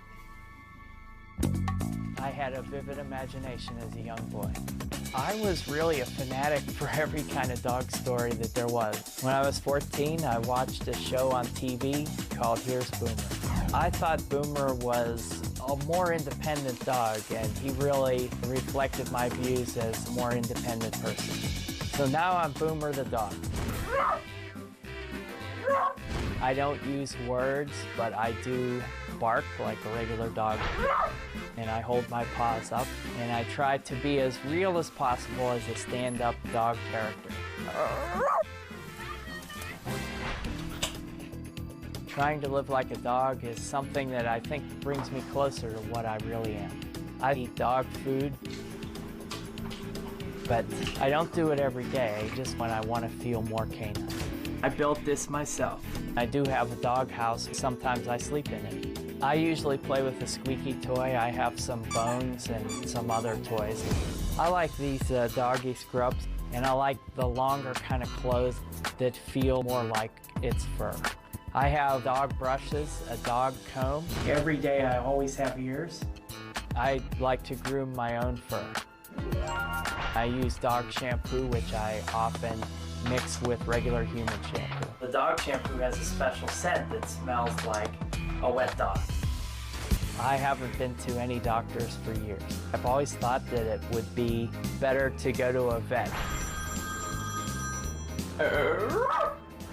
I feel really comfortable with everything that I am. I might like to be in a more furry form. I think there might be a special place for that in this world. I think that the dog is just so much a part of me now that it's really inescapable. If I couldn't be a dog, I think I'd feel like just an empty shell.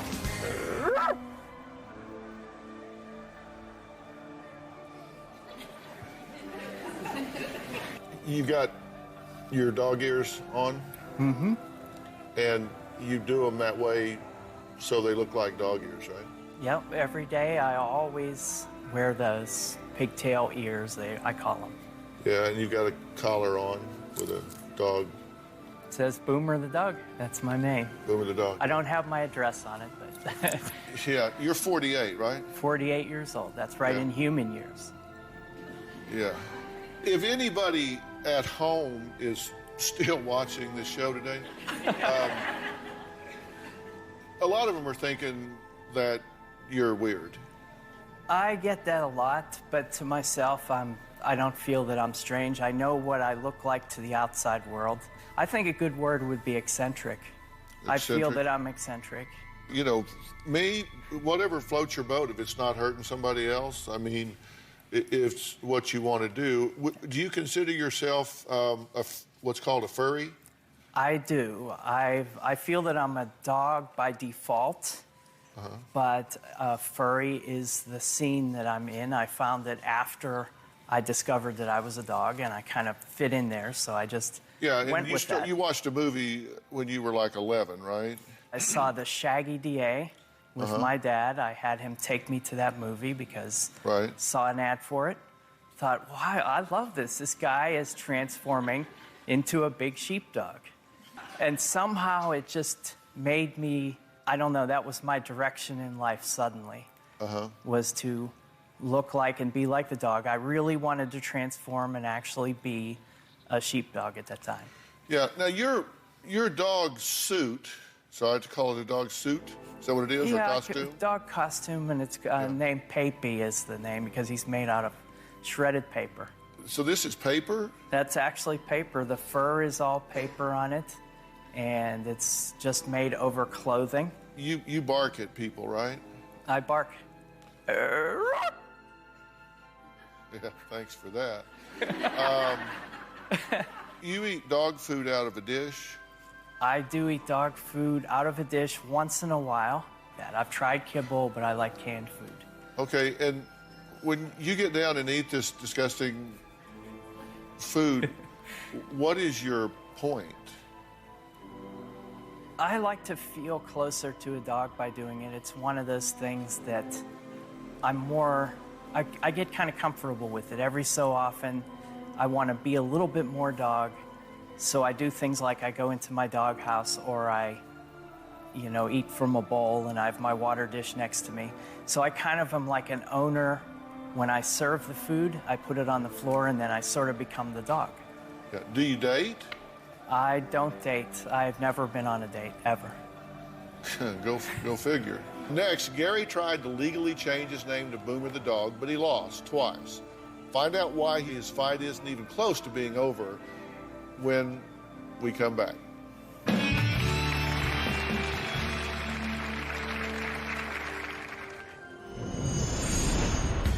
Back in 2010, I went to the local court to try to get my name changed to Boomer the dog. The court turned me down. The judge thought that having the name Boomer the dog might make it so that if I called emergency services, the operators might not take the call seriously. 911, what is the emergency? I was sad to lose my case, but the thing is, I'm still trying to get my name changed. Well, Gary, a.k.a. Boomer, says if he couldn't behave like a dog, he'd be devastated, an empty shell, missing his personality. So you were listening to the first story, right, when I was talking to Frances about her rabbits, and I said, it's okay with me. I'm an animal lover myself, but is this a way of avoiding life for you in other ways? You're 48, you're a virgin, right? Yes. You've never been on a date. You don't have a job. You just put on a paper dog suit and walk around town, which doesn't seem to me to be a highly productive course in life. Well, I feel it makes me more social because it's something that I engage in with people, wearing the costume outwardly, going around the city, and I kind of can get friends that way too, people who interact with me as a dog. And owners, mostly dog owners, really like the situation, of me being a dog on the, outside and stuff. How many of them have asked you to come home for dinner? People do say, they have a thing, can I take you home? They actually say that to me many times. For fun. I think they're just having don't fun. Go. I know. Don't go. If somebody's wanting to take you home, don't go. I don't know. Yeah, I'm safe. I know the safety rules, so I'm good. Yeah. What do you do for money? Well, my mom established a trust fund for me. I own my own home. I kind of have just, it doesn't cost too much for me to live. Yeah. And I kind of live simply. I feel like the dog philosophy is just a simple life a little bit. Yeah. So it's, and dog food doesn't cost that much. So I'm not doing too bad. Now, you don't really think that you're part dog? In some way, I have to believe that I am. Okay. So because the circumstances over the years that have shown me that there must be something there, because it's that strong of a thing for me. So you think you could be a dog trapped in a human body? Yeah, in some way. I don't know how it is. I don't know how it happened. But I do really believe that it's a possibility that maybe I was intended to be a dog somehow. I don't know. Yeah. Is it possible that you went to a movie with your dad early on about a dog and you have warm feelings and memories of that, and then you saw other dog things and they're all kind of always happy endings with a soundtrack behind them, and so you just kind of get caught up in that fantasy? People have said, that it might be a fantasy that I have in the past. Well, it's fantasy, and listen, again, I know. Listen, it's people do this for a hobby. That's okay, but you're missing an awful lot of life, which is, if you make a conscious choice to do that, then so be it. Yeah, well, I feel it's a good compromise for me. I mean, it's kind of a compromise to be both a dog and a human in a way, but it beats working, right? Well, I'm trying to put it together. See, that's the thing, is I'm trying to integrate my life and get a lot of human things on the dog side and a lot of dog things on the human side. Put it all together and make a whole that is together, and it's me, and realize myself, actualize myself. All right, up next, her daughter insists on wearing a wolf head for entertainment, but her mom says, look, she just hates it. She hates everything furry. She says it's driven a wedge between them. And her mother's really curious, is this some kind of phase or hobby? Or is this her daughter at 48? We'll be right back.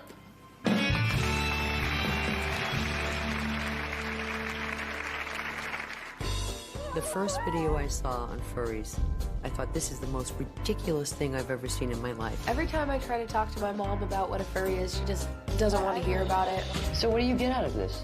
I get fun. You can't do this without putting a big giant head on?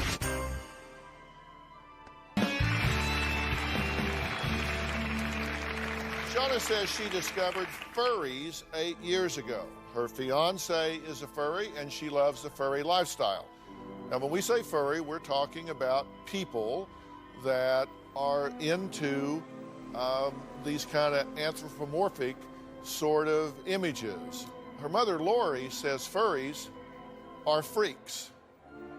I disagree with that. I don't think they're freaks. It can look odd. I get that. It's a diverse group of people. Some do it just as a goof. Some have fun with it. Shauna says her mother just needs to relax about her furry fascination. Lori wants her daughter to grow up, go to college, start a career, and dump her furry lifestyle forever. My daughter Shauna is a furry. To me, she's a giant stuffed animal. Oh my God. I don't understand it. Every time I try to talk to my mom about what a furry is, she just doesn't want to hear about it. I'll tell her what it is, but it goes right over her head. It makes me very uncomfortable that she enjoys putting this costume on. It's a little freaky. So what do you get out of this?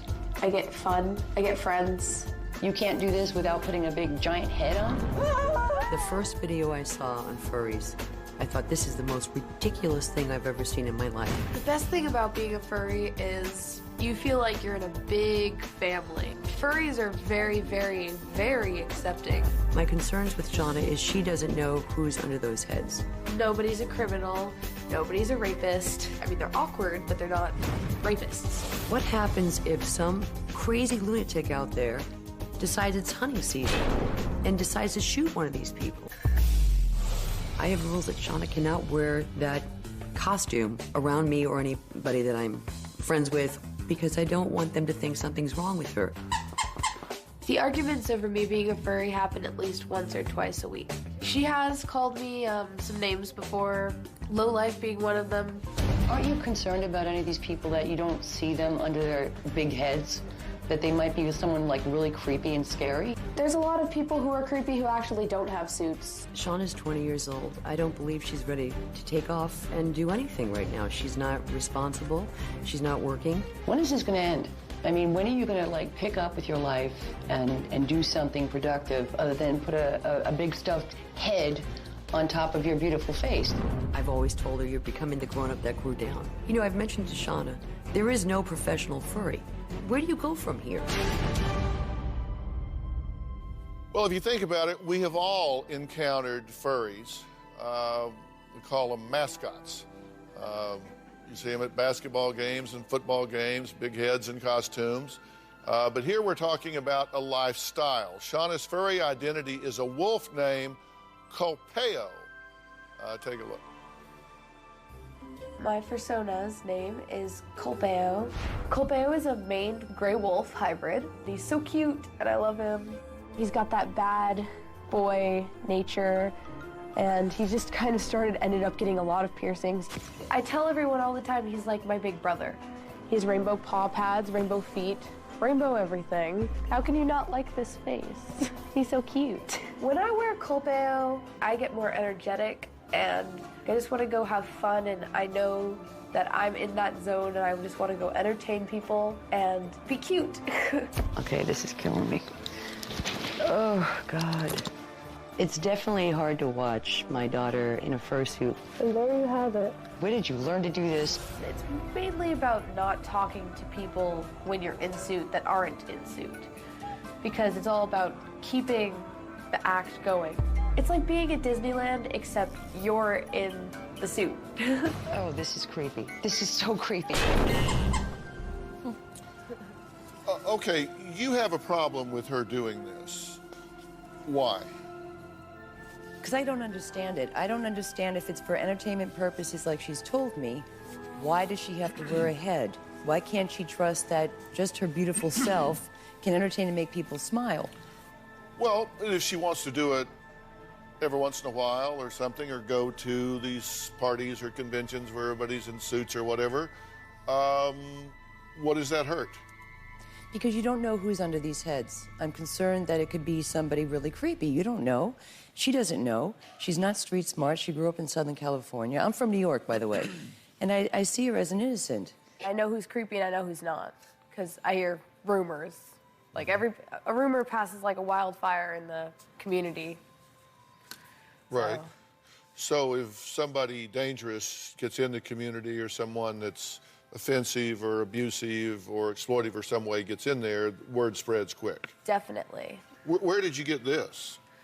He was made on commission by an artist named Zero, and he's actually my second head of him made. I don't know if he'll fit you. You can try. No, it's not an issue. I was just seeing, it's like a helmet. Yeah, he's a foam, completely made out of foam. Is this a hobby? It's a hobby. I'm an artist. I draw for people. I will give them art to other furries, to normal people. I mean, I'm not just like, this isn't my life. Yeah. I'm an artist. I actually have a problem with what you're doing. And and it's maybe different than your problem, but you're probably going to agree with what I'm saying. And when we come back, Shauna attended a FurCon last week, and our cameras went along to see what happens at these conventions. That was fun. We're going behind the mask and talking to furries that are willing to show their faces. A first-hand look when we come back.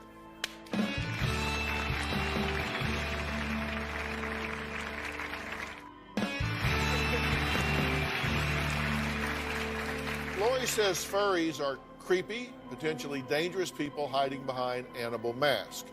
Shauna says furries are friendly, welcoming, and safe. Plus, she says, look, she's got good judgment. When Shauna attended a recent furry convention, she let our cameras follow her and meet some of her furry friends, both masked and unmasked. Take a look. This is my 4th furry convention. Going to these conventions helps me open up to a lot more people. You're there to impress. You're meeting people from around the world. You need to be in front of the camera, acting out, looking good. My character is Ray Fox. I'm from Canada. This is about my 10th convention. This has been a very positive experience for me. I would describe it like going to a mythological zoo full of weird creatures. My name's Chris. I'm a neuroscientist. My persona is Felicienne, the fennec fox, as you can see. I'd say I've been to about a half a dozen conventions. Just made so many friends. They're all very nice people. It's been a great convention so far. There's been food and dancing, and there's just been so much fun happening. I can't wait to enjoy the rest of this convention. So I'll see you all later. If it's a hobby, if it doesn't hurt anybody and put her in danger, then I guess I wouldn't really personally have an issue with it, and certainly professionally wouldn't have an issue with it. My question is, you've dropped out of high school? Yes. Look, here's my point about this. Your job right now is to prepare yourself to self-sustain in life, to be able to make a living and pay your bills and your rent. And right now, you're paying her cell phone bill, you're paying her insurance. You say she can't budget, she can't write checks. She thinks everything's just going to magically come together, but the truth is it's not. I'm well aware. And I don't care whether you're being a furry or playing video games or you go goth or whatever. You've got to learn math, get an education. I don't care if you do it with a tail on or not. I could care less about that. But you've got to prepare yourself for life. And you're not doing that, correct? Yeah, correct.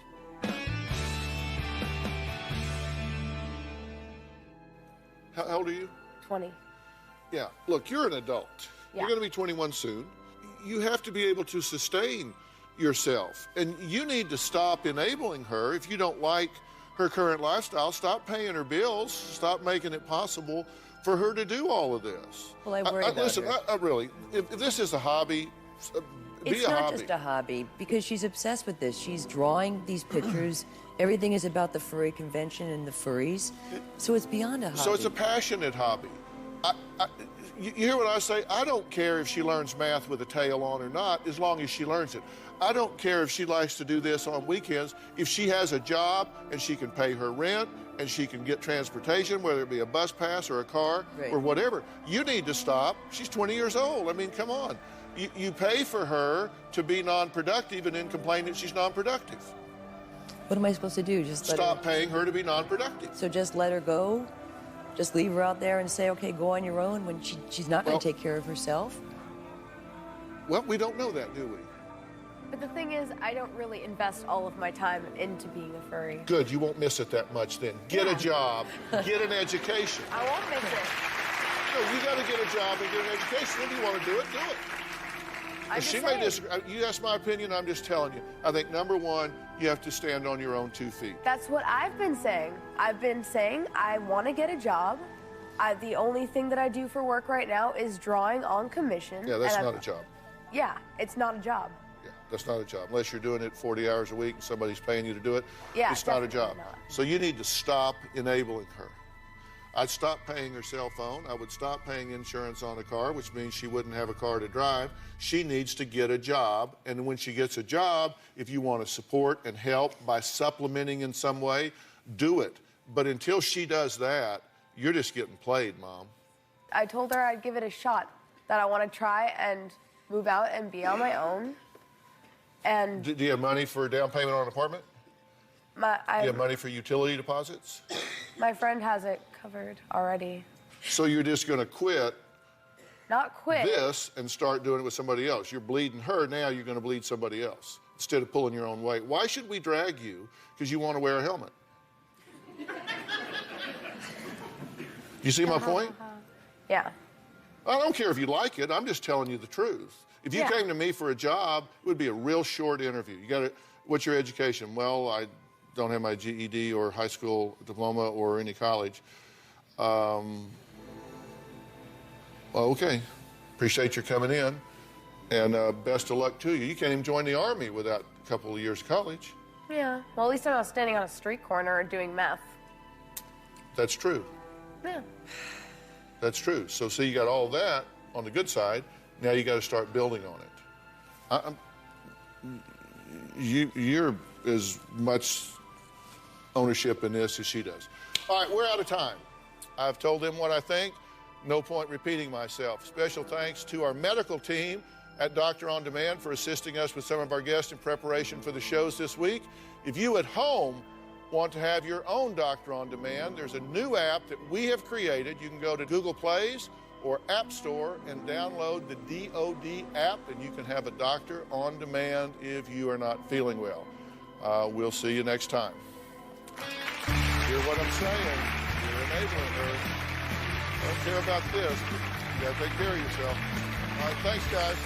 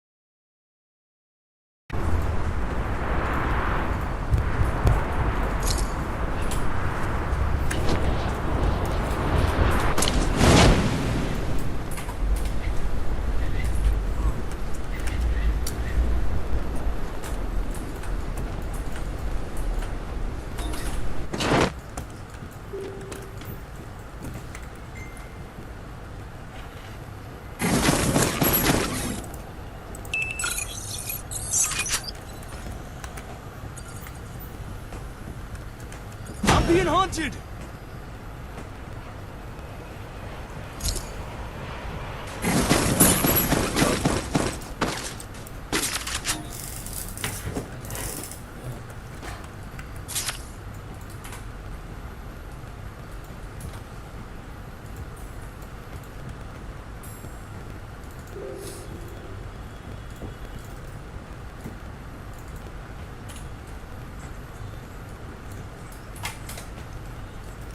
Tới trạm vật phẩm nào?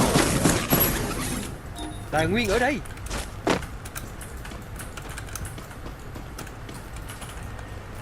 Solo nào.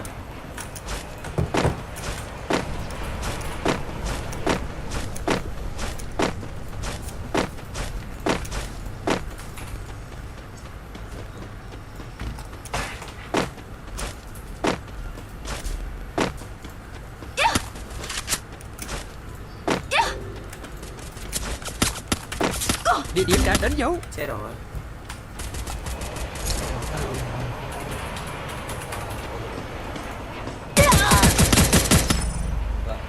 Còn mỗi cái xí xì ba sẽ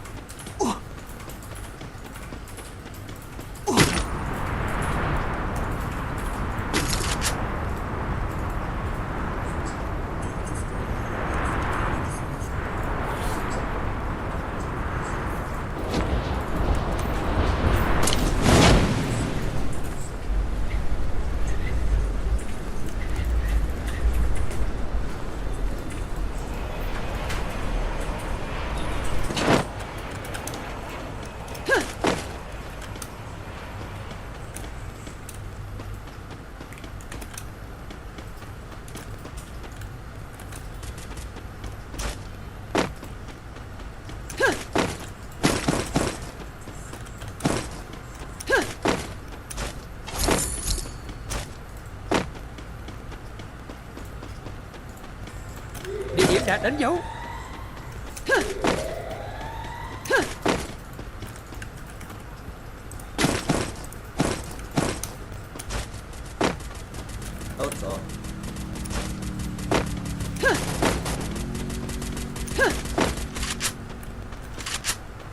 cứu tôi.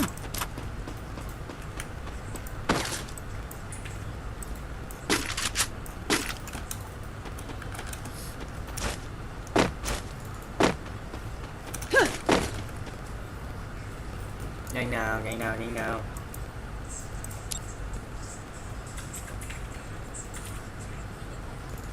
Cố gắng.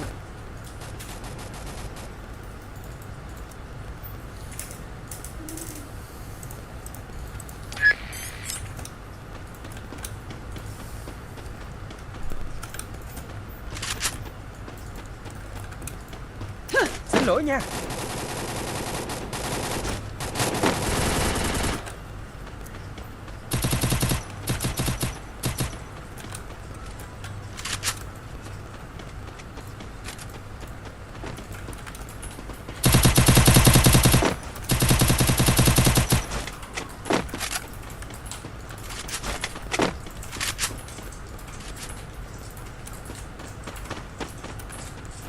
Tốt rồi.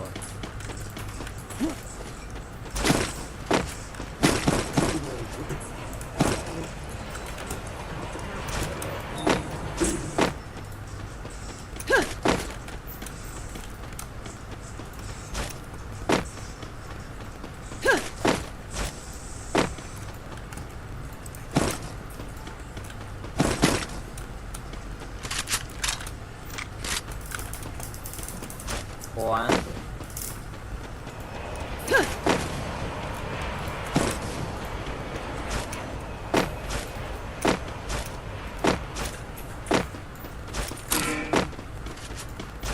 Tốt rồi. Thôi mình ngồi đây chill tí nha. Mỏi mắt quá rồi.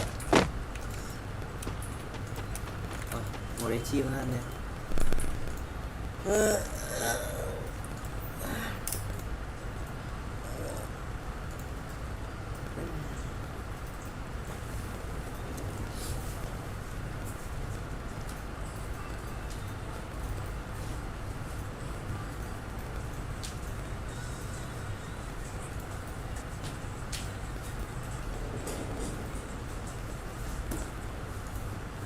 Ok. Vô.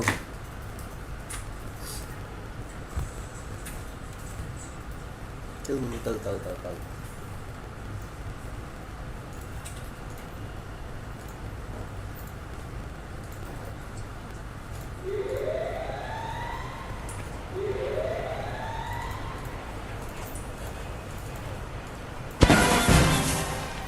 Ôm.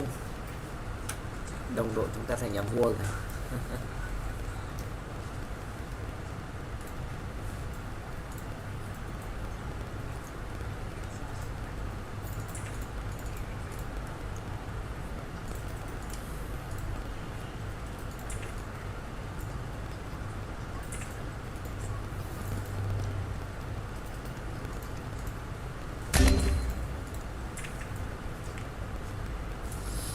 Ok nha.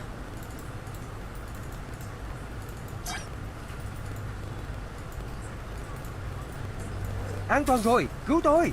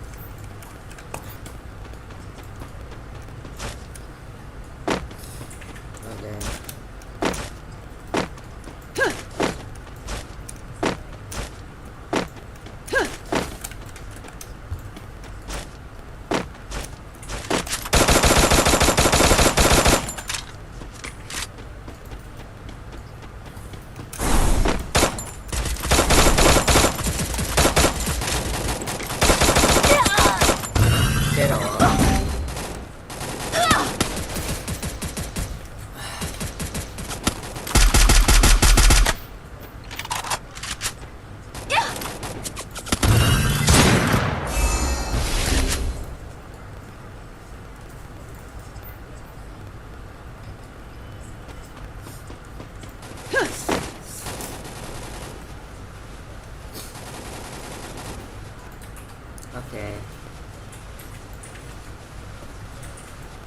An toàn rồi, cứu tôi.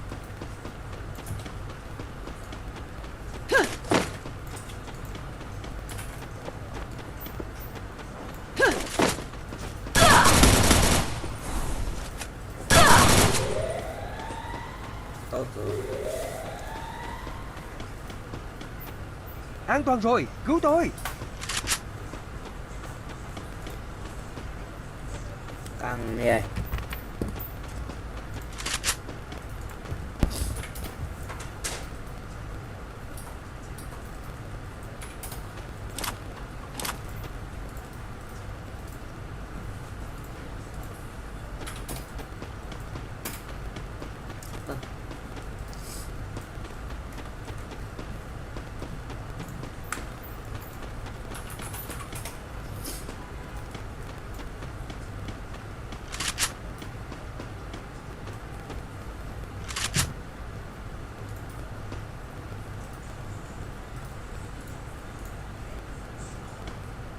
Tốt rồi.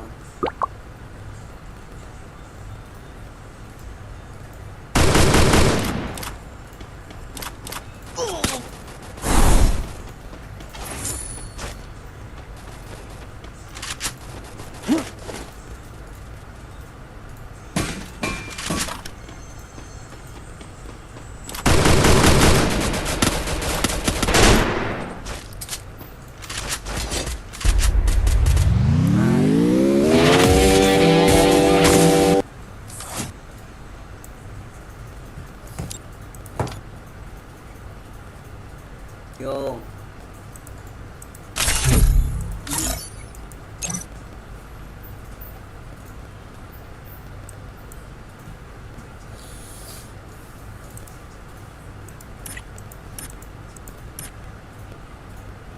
Tốt rồi.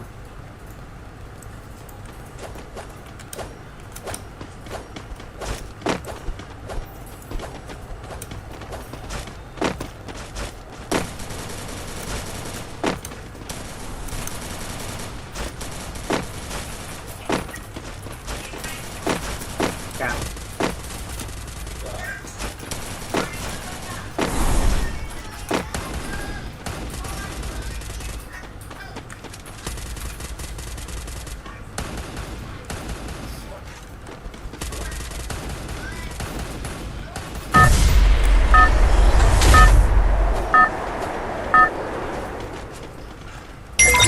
Ok.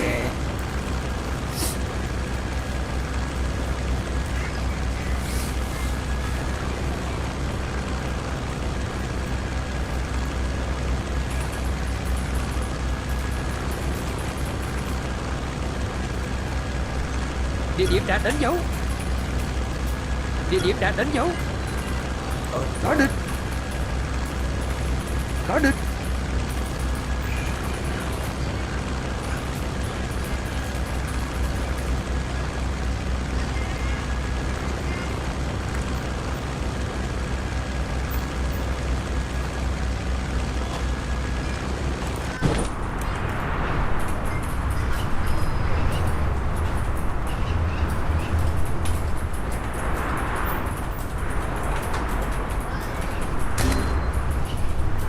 Tốt rồi.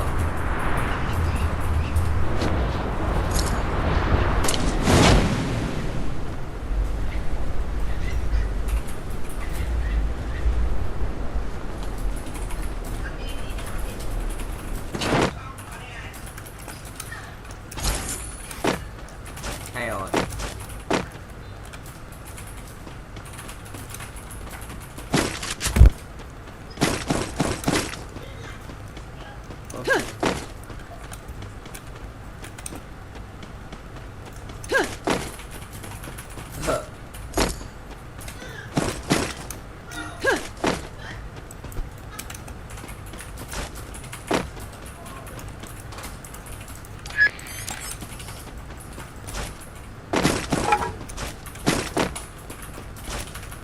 Mười điểm. Bỏ.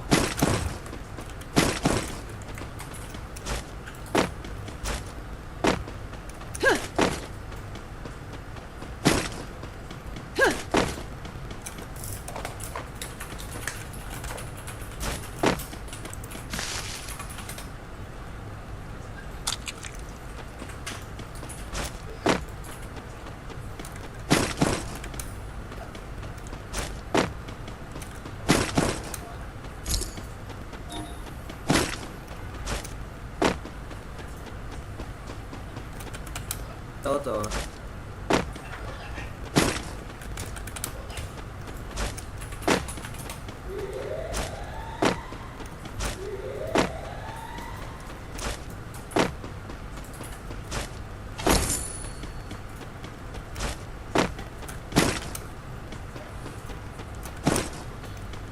Oke.